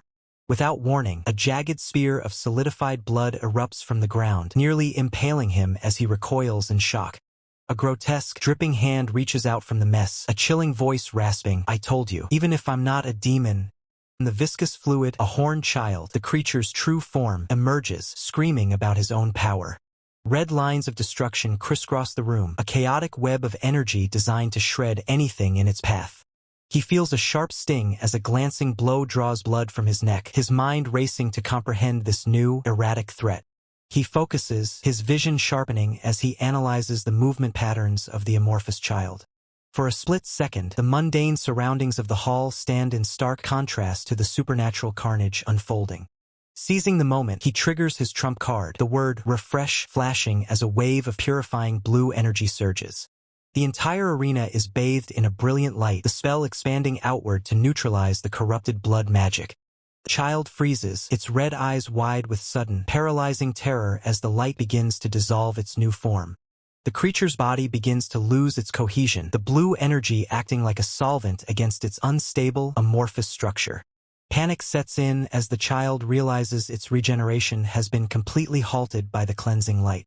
He looms over the failing creature, his expression cold and unwavering as the monster desperately asks, "Why?" The purple and blue flames of the spell eat away at the monster's essence, turning its physical form into evaporating mist. Screaming in frustration, the child wonders why he can no longer sink back into the safety of the shadows. With a voice devoid of mercy, he looks down at the struggling entity and simply tells him, "Tough luck." He drives his blade straight through the center of the child's head, the impact shattering what little remained of its physical vessel. As the light fades, he explains that the refresh spell was originally meant to be used in exactly this way. He stands firm, the final remnants of the enemy dissipating beneath the weight of his decisive strike. The monster's singular red eye fades into the void, its existence finally extinguished by his ingenuity. He sheathes his weapon, the hilt still humming with the residual power of the high-level spell. System notification chimes, signaling that he has leveled up and acquired a new special attack. Nearby, his younger ally tends to the fallen, his face etched with worry as he checks on their injured comrades. Her mentor and another ally lie motionless on the stone floor, the toll of the battle evident in their pale, exhausted faces. The silence of the hall is heavy, the only sound being the labored breathing of the survivors as they process their narrow victory. He finally collapses to the ground, his strength spent as he whispers, "Thank goodness." His ally approaches him, his shadow falling over the exhausted warrior as he stands in somber silence. Looking down with a heavy heart, the young man softly offers an apology, the weight of some unspoken guilt clear in his eyes. He manages a tired smile, questioning why his friend is apologizing instead of being grateful for their survival. Young man admits that he has always been jealous, a confession long overdue. He reveals he already knew, recalling the days they used to get clobbered by their mentor together during training. The ally is caught completely off guard, his eyes widening in shock as he realizes his friend has understood him all along. Even so, he looks back with a gentle, knowing gaze, his voice barely a whisper as he admits that he was the one truly saved that day. He reflects on the harsh reality of their past, where the village society was a suffocating, closed-off world that offered no warmth to outsiders. As a young boy, he walked those dusty paths, a lonely shadow clinging to the only family he had left. He realizes now that even his parents were at fault, having closed off their hearts in the bitter belief that no one would ever understand their struggle. The weight of that isolation had carved a deep void in his soul, leaving him drifting through a world that felt entirely gray. But in the midst of that darkness, there was one light that refused to be extinguished. His friend was the only one who dared to bridge the gap, reaching out to a family the rest of the world had ignored. The young man stands frozen, his breath hitching as the truth of their shared history finally sinks in, shattering his composure. The fact remains that despite his status as the village chief's son, he chose to treat them as equals, as true members of the village. That simple act of kindness, a hand extended in friendship, was the spark that changed everything for the young boy. And in that moment of connection, he found the strength to survive the cold indifference surrounding him. A silent pact was formed between two children, a bond that would transcend the years and the trials yet to come. Back in the present, he tells him to stop apologizing, his expression softening with genuine warmth. The young man can barely find the words, his jaw trembling as he struggles to process the immense gratitude he feels. Tears stream down his face as he whispers that he didn't do anything special, overwhelmed by the weight of his friend's words. He watches him, his own heart heavy with the shared memories of a past that nearly broke them both. He thanks his friend, his voice steady and full of conviction, acknowledging the profound impact of that childhood bond. He is grateful that even after everything they've endured, he is still considered a friend. The young man looks up, his eyes shimmering with tears, finding a sense of peace he hasn't known in years. The peace is short-lived as a sudden, violent surge of energy erupts between them, forcing their hands apart. The young man recoils in shock, his body acting against his will as a dark power begins to take hold. His fist clenches, wreathed in a menacing red aura, as he desperately asks what is happening to him. Without warning, he lunges forward, a green blade of energy slicing through the air toward his closest friend. Releasing a sudden surge of strength, he unleashes a blinding flash of power, his movements fueled by an external force. The other man barely manages to evade the strike, the lethal energy humming inches from his face. The relentless assault continues, a flurry of kicks and strikes forcing him onto the defensive. He grits his teeth in frustration, his mind racing as he tries to understand why his ally has suddenly turned on him. The young man stands trembling, his hand clenching into a tight fist as he fights for control over his own limbs. His eyes glow with an unnatural intensity, his teeth bared in a grimace of pure agony as the manipulation deepens. He is launched into the air by a swirling vortex of magical energy, a puppet dancing on strings he cannot see.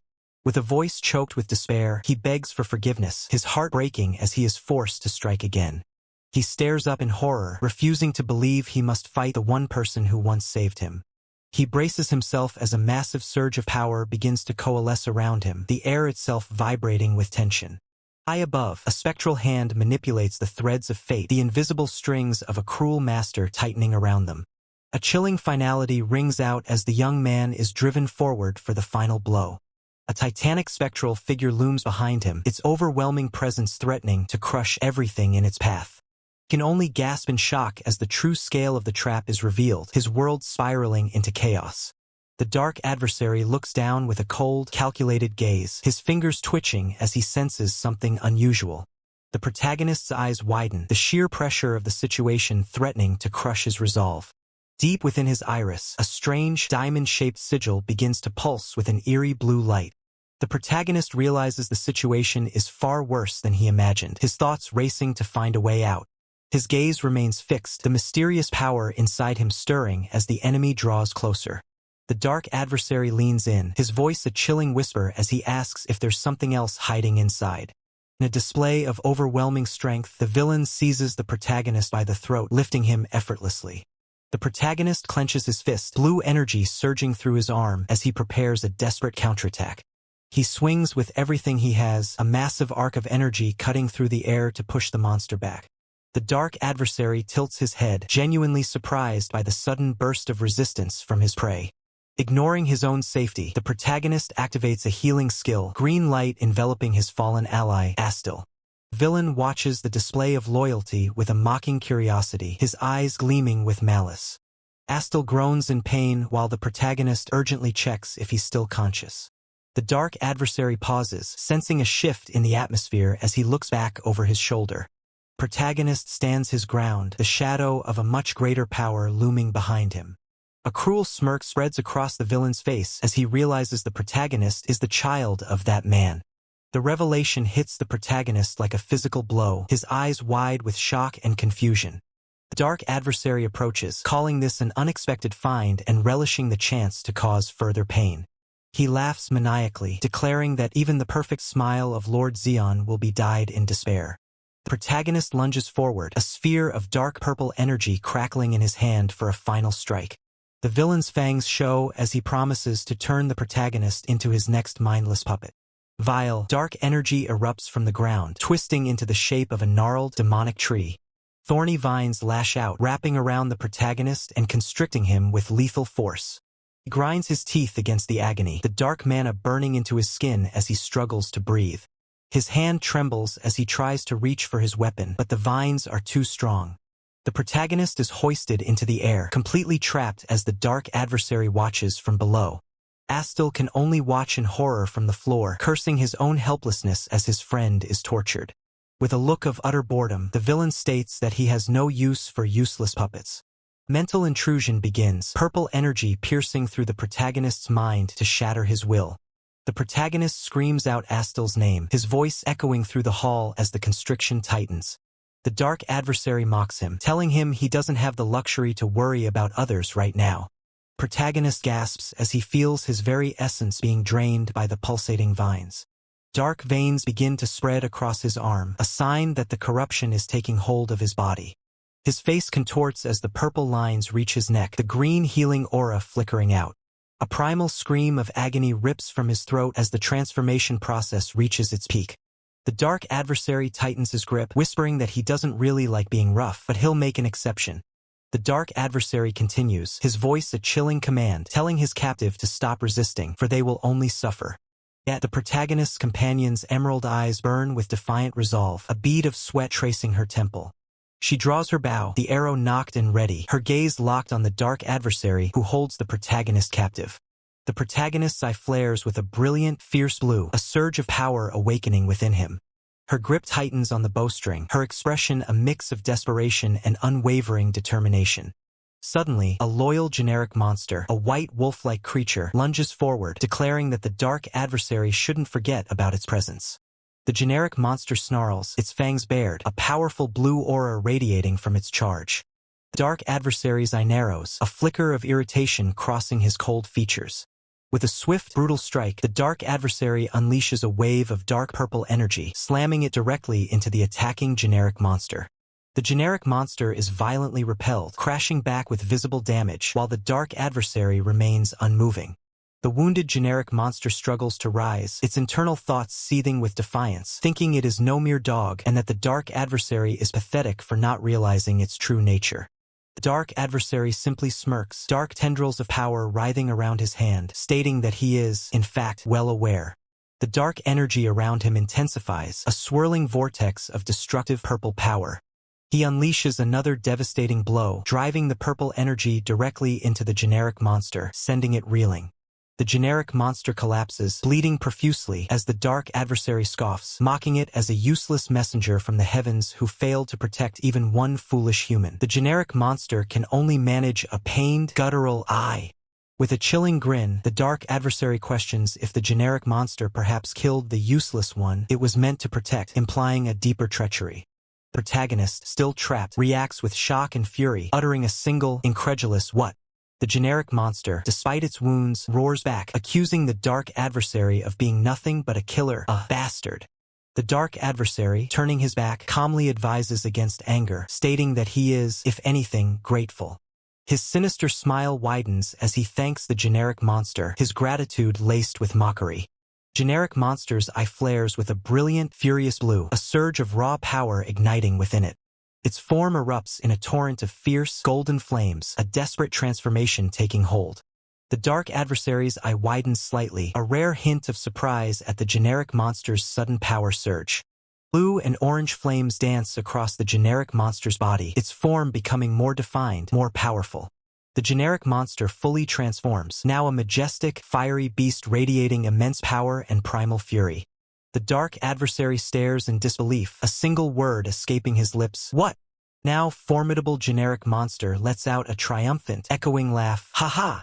The transformed generic monster confronts the dark adversary, its powerful aura clashing with the antagonist's dark presence, as the protagonist remains ensnared. The protagonist's eyes are closed, his body limp, seemingly overwhelmed by the chaotic energies around him. A faint glow emanates from the protagonist, a hidden power stirring even in his unconscious state. Generic monster declares it will return them to the dark adversary, adding a sarcastic "thank you very much" for the catalyst to its transformation. The protagonist's body ignites with golden flames, his eyes snapping open, blazing with renewed determination. Golden fire envelopes the protagonist's arm, a conduit for immense power flowing through him. A blazing sword of pure golden flame manifests in his grasp, crackling with destructive energy. Wielding the newly formed flaming blade, the protagonist's eyes gleam, a single word escaping his lips: "Power!" The dark adversary looks on, his composure finally breaking as he recognizes a profound shift, realizing that power is descending at such a critical moment. The generic monster, consumed by fierce loyalty, vows with all its body and soul to defeat the dark adversary, driven by its mission and Forteria, whom it considered family. Dark adversary fully transforms, his body writhing with dark, tentacled power, a monstrous grin spreading across his face as he mockingly declares, "Heh, that's nice, this kind of pathetic thing, I love it." The protagonist stares back with a chilling, unwavering resolve, his eyes narrowing as he finally breaks his silence. In a voice heavy with hidden power, he declares that the games are officially over. Beside him, his summoned companion manifests in a swirl of elemental energy. The beast's fur ripples as its predatory gaze locks onto their target, preparing to tear through the dark aura surrounding them. However, the enemy is far from intimidated. Enveloped in a suffocating shroud of mana, the horned figure reveals his true, terrifying status as a high-ranking calamity that few have ever survived. A wicked, sharp-toothed smirk spreads across his face. He relishes the confrontation, mockingly noting that since they've been foolish enough to show up here, he has no choice but to entertain them properly. With a surge of killing intent, he declares his dark purpose. He plans to turn the group into a bloody offering for his master as the team braces for the impact. The air itself begins to crackle and burn as the enemy's power reaches its peak. He stands as a wall of